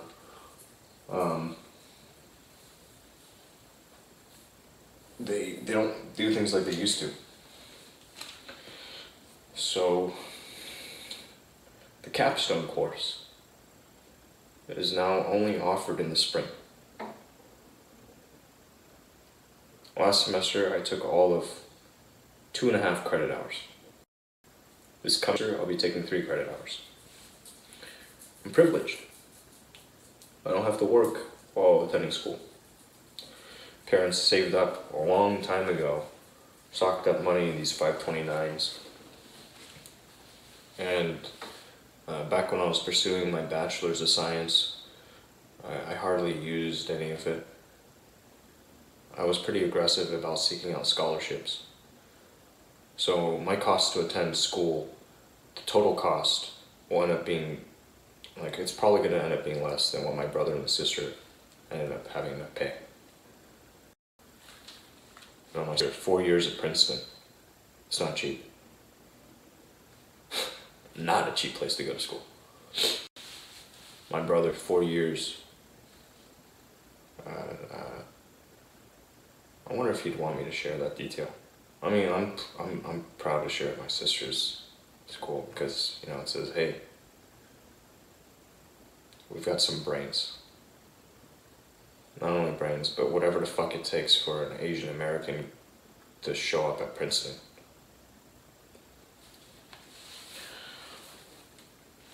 Because you know it's not the SAT scores, you know it's not the GPA. I don't care about that as much.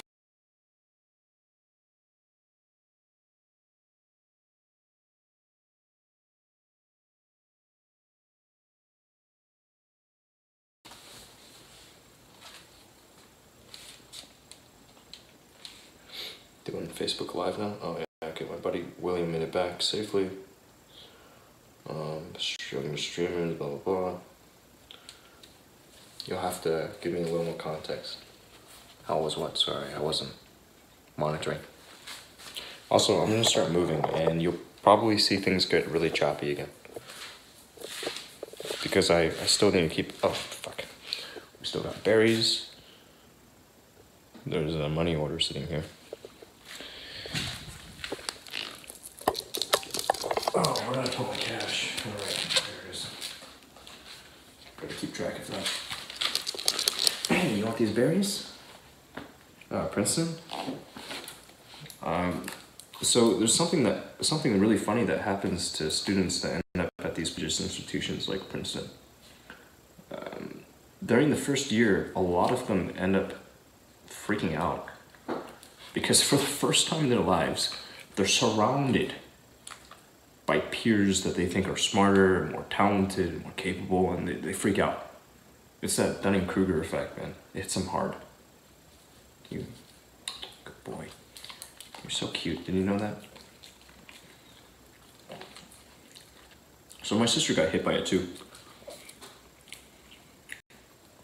Oh, good boy. Very cute.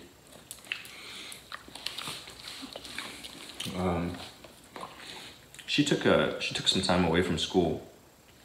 During that time she was the founder, CEO of a startup. Good boy. Tech startup.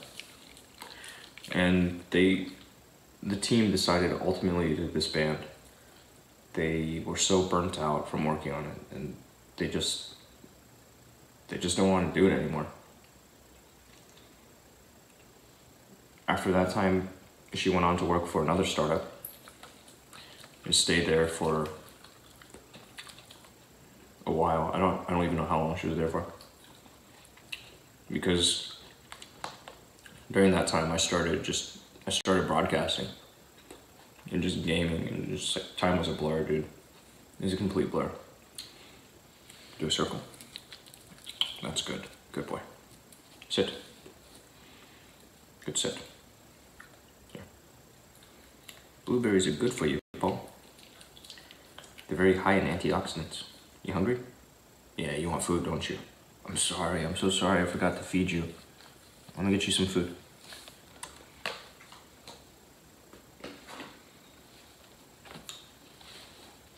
Yeah, but she's doing well now.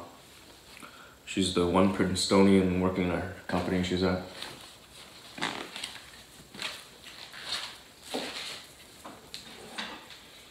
And so her boss was very excited that they were able to bring her on board. She's like, come on, we gotta roll out the red carpet. It's a Princetonian. And they've been treating her well. She's doing well for herself professionally, but is seeking more opportunities to grow. Touch. Good boy. She was thinking about an MBA.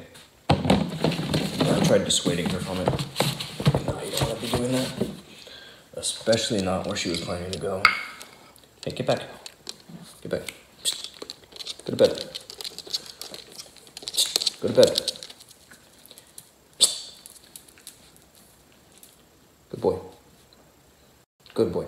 That's good. Stay there.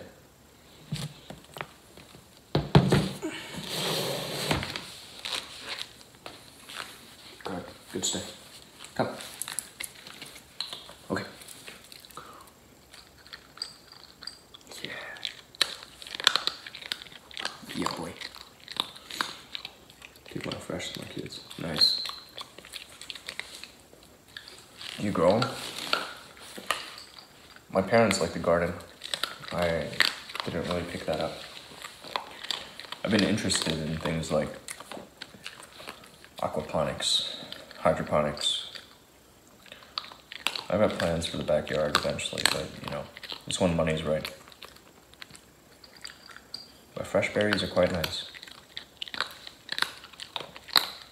Blackberries, I really like. Hey, peace, man. Thanks for hanging out. Thank you also for not leaving when I laughed at your first remark. I know some thin-skinned people would have been like, "Who is this guy? Fuck him." It's been fun, and I appreciate it. Really. It's like the greatest thing that you can do to help little guys like myself in this game. Spreading the word.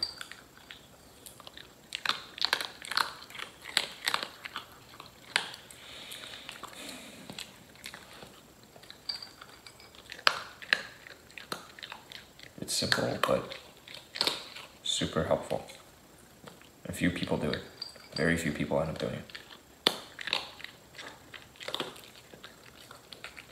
That's probably the single strongest thing that can be done.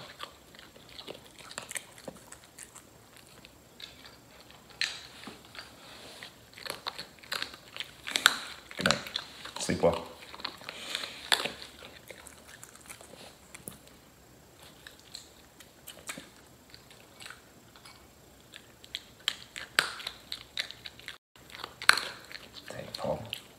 You were really hungry.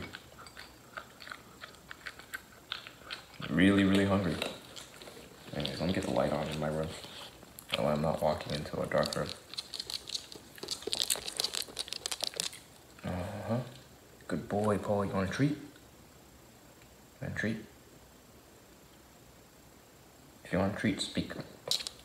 He just barked. If you want a treat, speak. Oh yeah? Okay, I'll get you a treat. I could do that for you. We got treats laying around here. Let me get you one of these.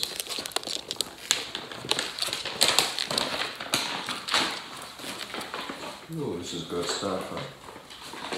You want one of these? Yes, you do. You're gonna beg for it? Really? What else do you do? Besides beg? What is that? Oh yeah, you know, you gotta wait. You gotta wait. Oh, you're adorable, you know that? People love you. Good boy. Good job. Polly.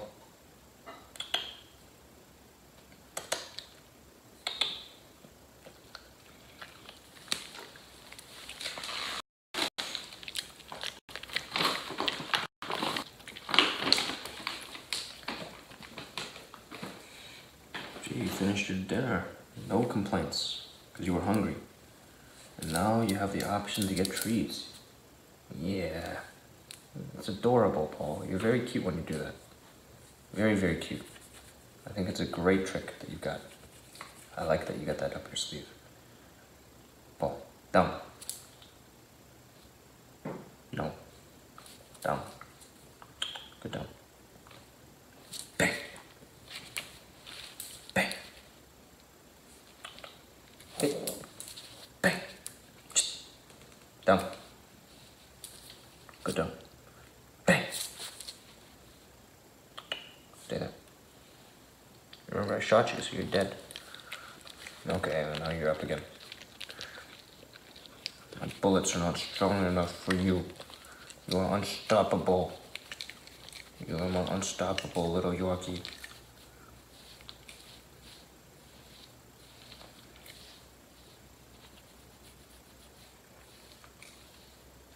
I promise I will spend some time in this year to update your social media presence too. Okay?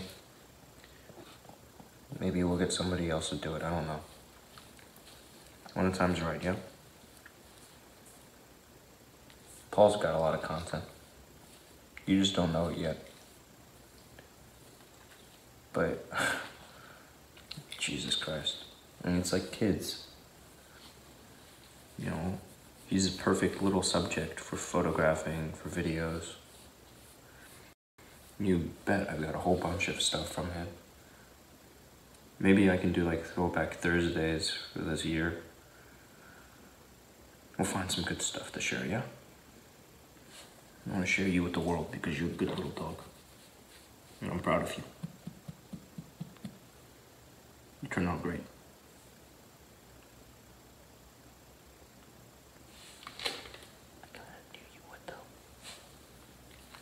Okay. Let's move on. Hey, Sanji. Hello there. I'm kind of curious how the delay is on Twitch. Morning for you. But it's high time I get to bed. Well, I can't really sleep right away. I gotta do my evening ritual.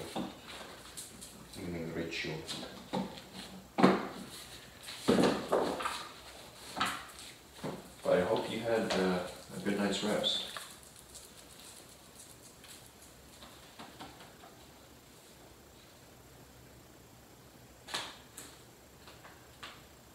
I had a very restful day. Feel recharged and ready for a new week. Really, really excited for this week, man. About to go hard on some stuff. Fell asleep when I was playing that path. Dude, I don't think I'm gonna play that game anymore.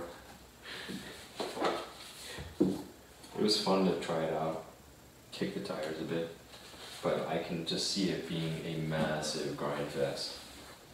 Like, that's a dangerous game. I know it is.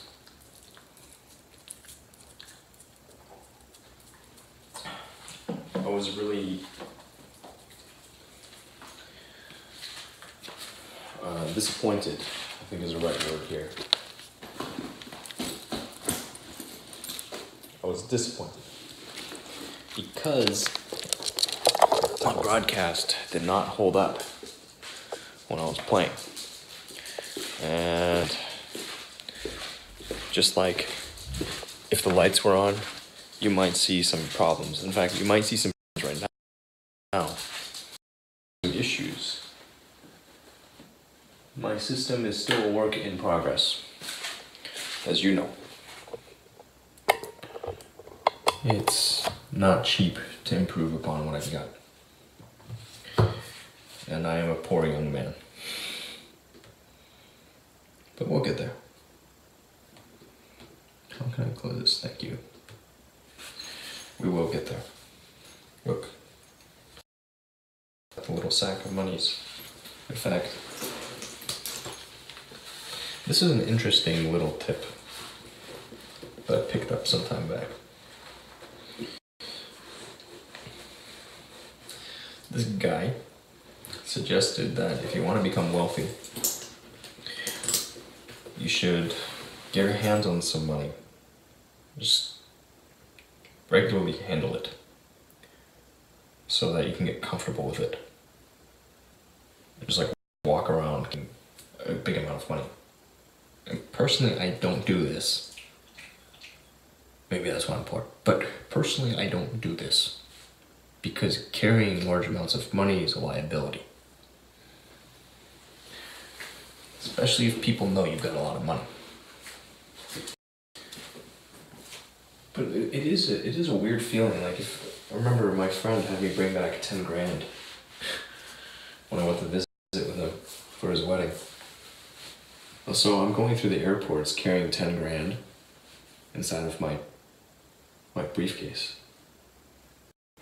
This like fucking thick wad of cash.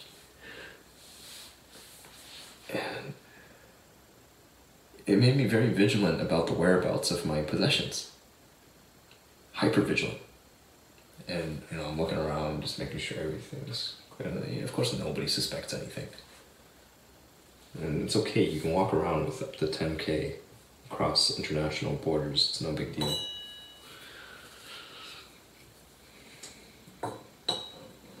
The most I've ever handled at once though, like in cash, was 20, just about 20K. And that gets pretty thick. I used to, back in college when I was dealing, have a lot of 20s, just like a thick wad of 20s. That was kind of fun.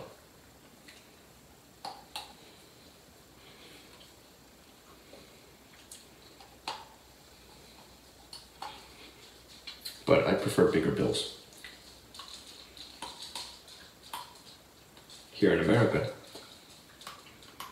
our single largest note is $100.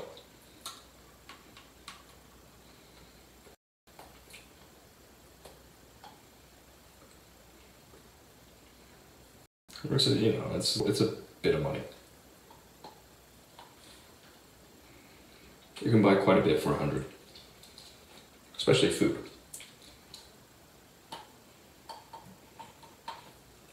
I remember in Hong Kong,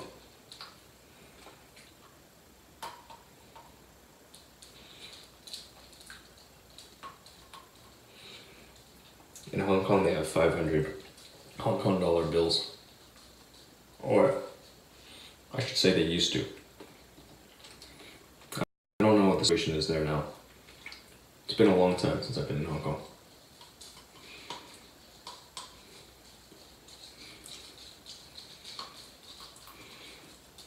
It'd be nice if they had $500 US bills.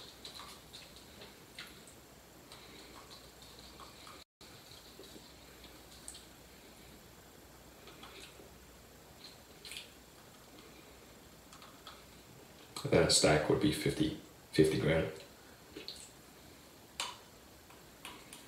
If you want to get wealthy, be good at something you like.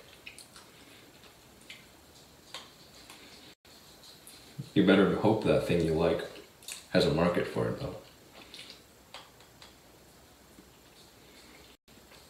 You're getting to life purpose, aren't you? If you want to live a fulfilled life, find your purpose. Practice it every single day.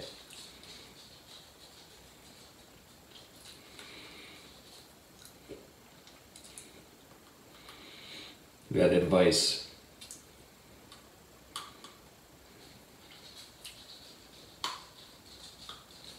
so often given now at commencement speeches about pursuing one's passions. It's really interesting.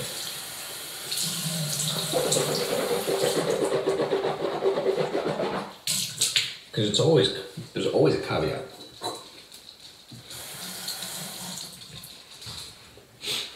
It's not really just pursue your passions. There's more to it. And again, we get back to life purpose. Or in a word, ikigai. Yeah.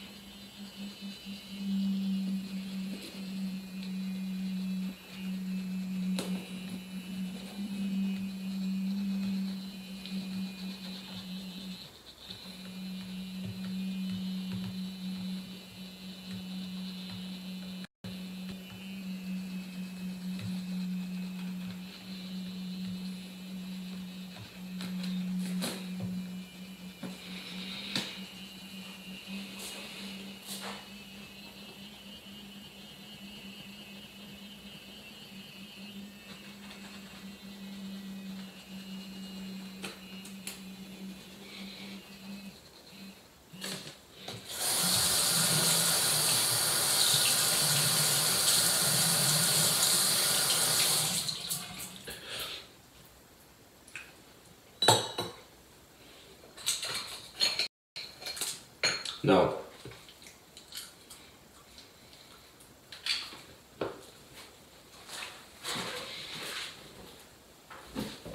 while NDI uses up to 110 megabits per second, what you're seeing right now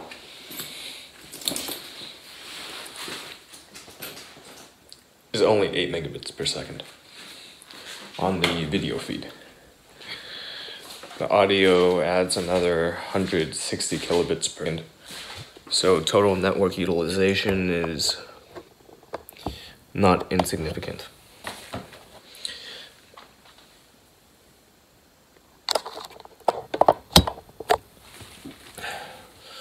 The whole point about the NDI, though, it's an important one, because without NDI, I'd be running RTMP. That's what I did back in the day. But RTMP is a pain in the ass. OBS does not like RTMP sources. Not in my experience. Maybe smarter people can pull it off. I don't know. But I think it's pretty telling when one of the administrators of the OBS project's forums specifically dissuades people from running RTMP as a source into OBS, saying that OBS has problems handling RTMP as an input.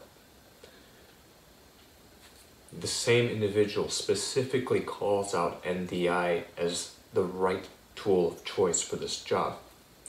For this reason, I leverage NDI. But the demands on the network are pretty intense. In order to effectively leverage NDI, you need to have a strong wireless network. And there are multiple ways that I could go about achieving this. But I have a very specific way that I intend to do it. For now, I'm using what I have. I've already invested quite a bit into building up the wireless LAN here. But like I said, there's still some stuff to take care of, and you see it. You see it, you hear it, there are problems.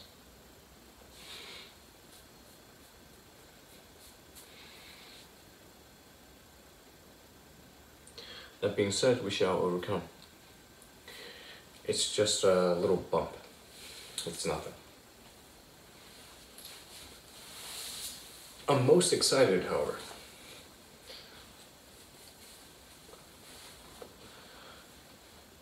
to get going. And at first, it's going to be small scale stuff.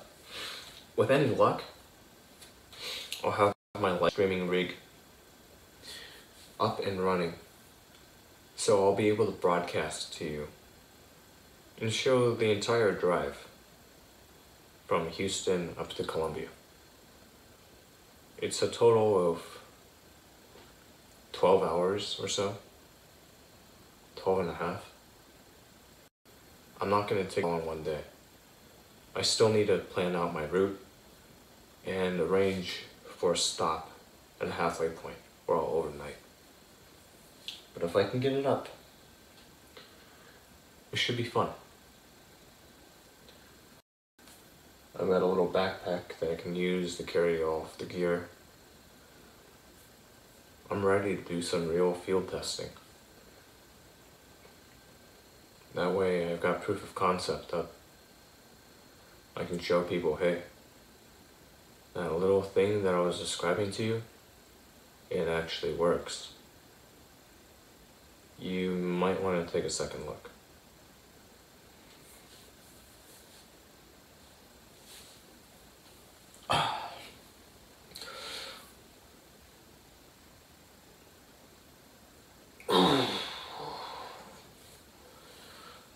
So, what are you planning to do? When did you say this? Yeah. When I go back up, when I leave Houston, let me bring over a chair. When I leave Houston, I'll be taking a few things with me. I will probably have my Xbox. I don't have a monitor in my dorm room, but I want to dump my Xbox. Like, I've had enough of it. I've had it sitting around for ages. So before I clear out of here, I'll wipe it. I don't need it anymore. And then I'll either use it as a giveaway prize or just sell it. The only way, though, that I'm going to use it as a giveaway prize is if I can really pull off a good giveaway. There's certain metrics that I want to hit with these giveaways. I failed on my last attempt.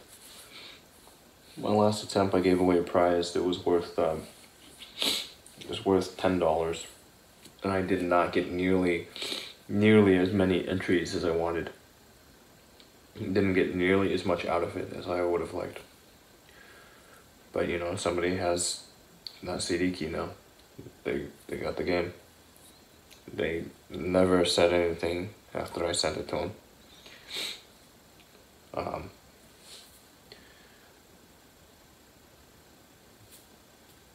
Whatever, I guess. Whatever. So, we'll see. Not decided.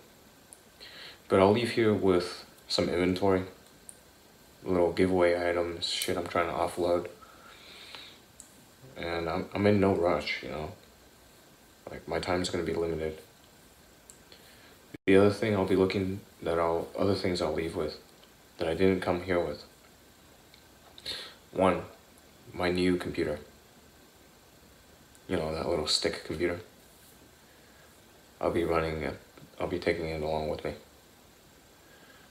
And I've got a USB Ethernet adapter coming in. I've got a USB 3.0 hub that I'm not using here, that I'll also bring with me. And while I'm on the ground over there, in my dorm, I'll keep working. I'll keep building up the stack. I'm trying to go after some pretty, like, there's here. There's some real money in this. And who knows, I might lose some in the process, because there are liars, cheaters out there. But by the end of it, I'll have built up some new business contacts. And from there, I'll be able to spin up something viable.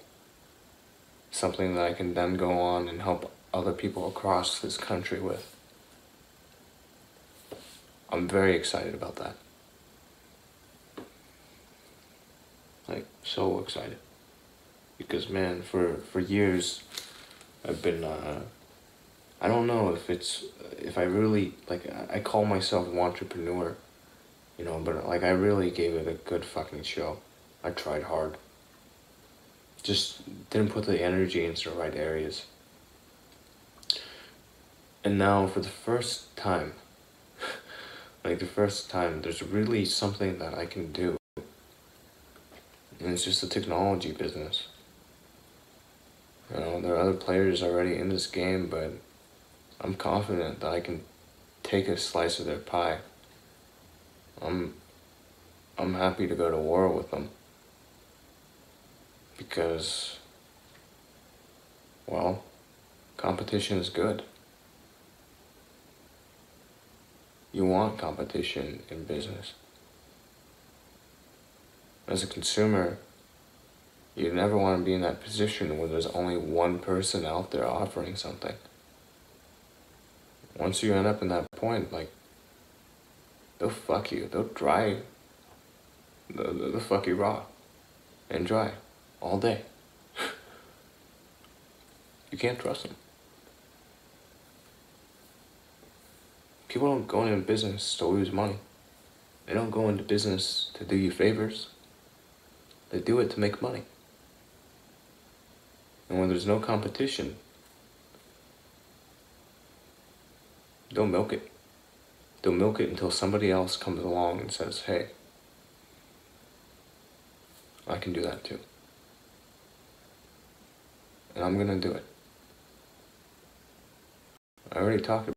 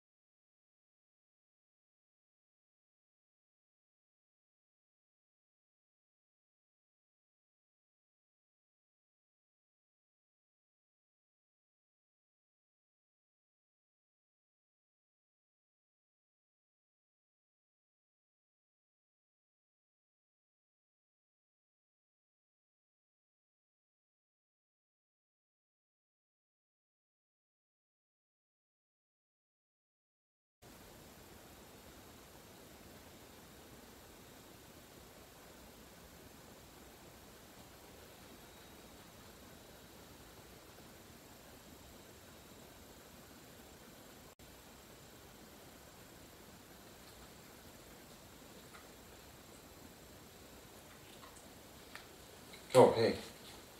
We back?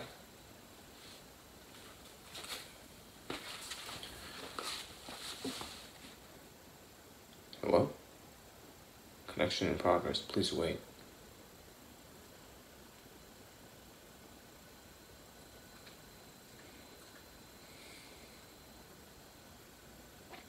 Connecting.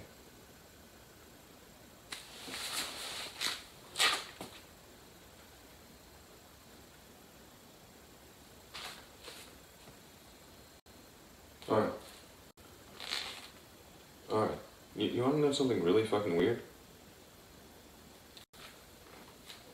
Can you hear me?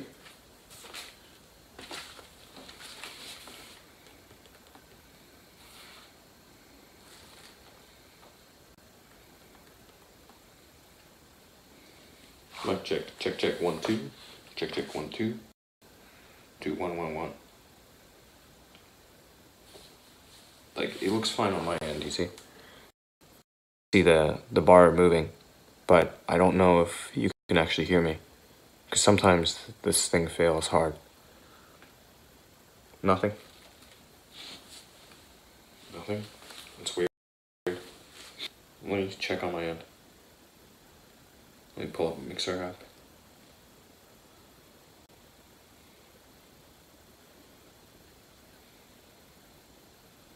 Interesting.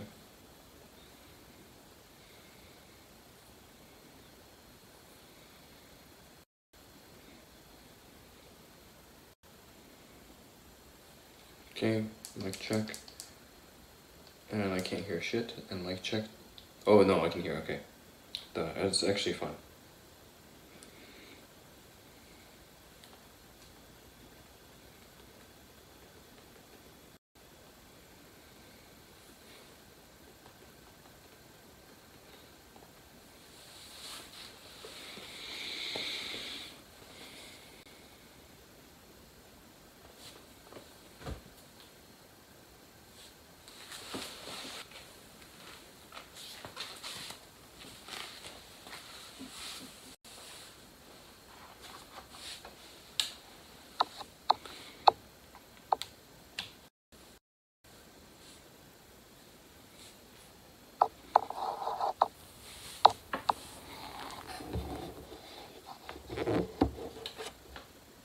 Hello world.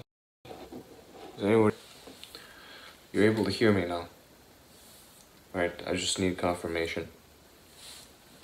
Works now? Excellent. Okay. So, here we go. Where were we? I was talking about competition being good in business. It's a boon to consumers. Sorry, I got my retainers in. Without it, you would get fucked. I would get fucked. So, a funny little thing happened.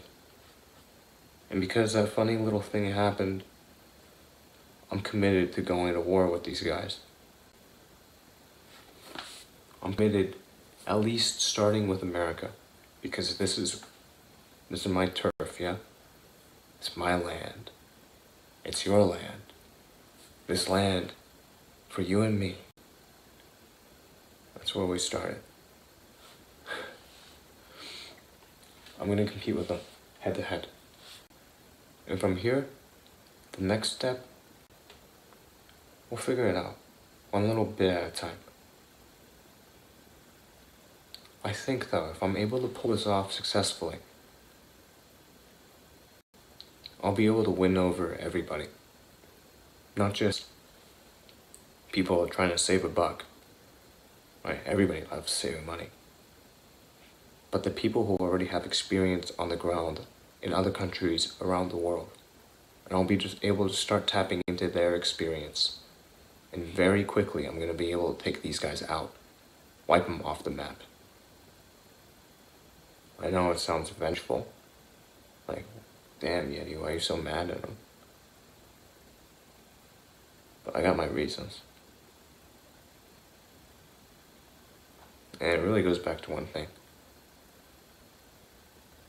I won't be ignored. I'm committed to staying in this fight until I'm so fucking good that they can't ignore me.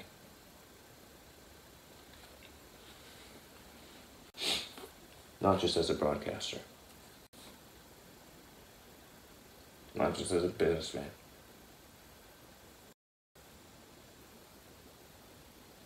Just as another guy on the internet.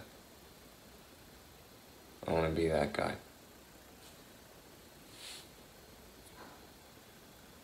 Like I said, it's going to be one hell of a year. I'm so excited. I can't wait more. It's going to be a fun time.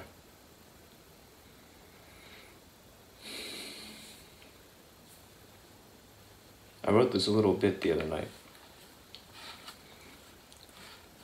Just a little fun and games. If you're out there and you're not like engaging with me elsewhere, you're not in my Discord server, you're not following my social media channels, please take a look. I'm not saying, hey, hit the follow button. Just take a look. You know, that you're here listening to me now says something.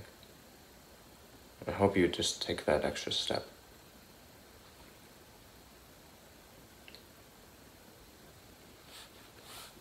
I wrote this little bit as I ended the broadcast yesterday on my way over to my parents. Very simple.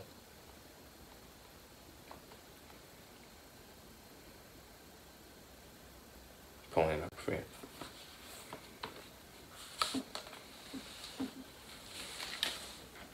Houston, my American hometown.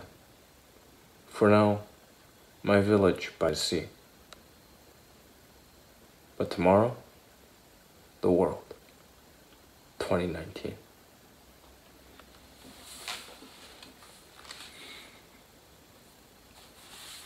Shots fired, man.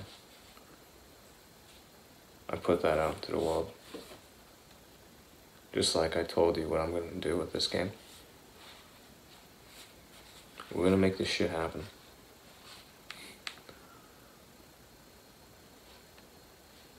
I hope you join in along the way. It's more fun that way.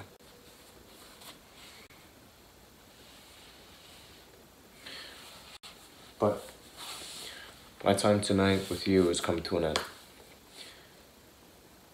I've got to get some rest. You see Paul? I'm going to be like Paul.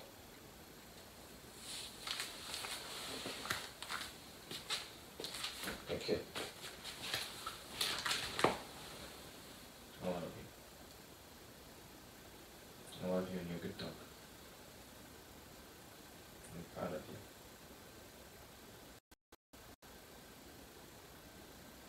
I'm looking forward to being able to spend my days with you again. Every day.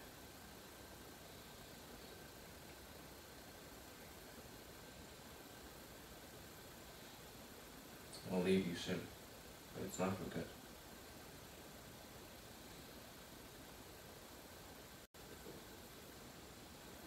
We'll talk more, okay?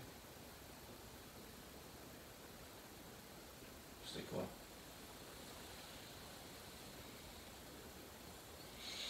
That's it, man. Oh, I got pulled up on the other phone. Consolidate some stuff.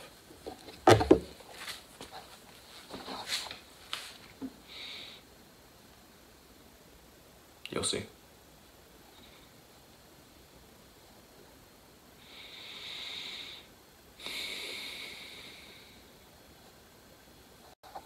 Hey, it's been a pleasure. Have yourself a good night or good day, wherever you are. And I'll catch you again soon. For now.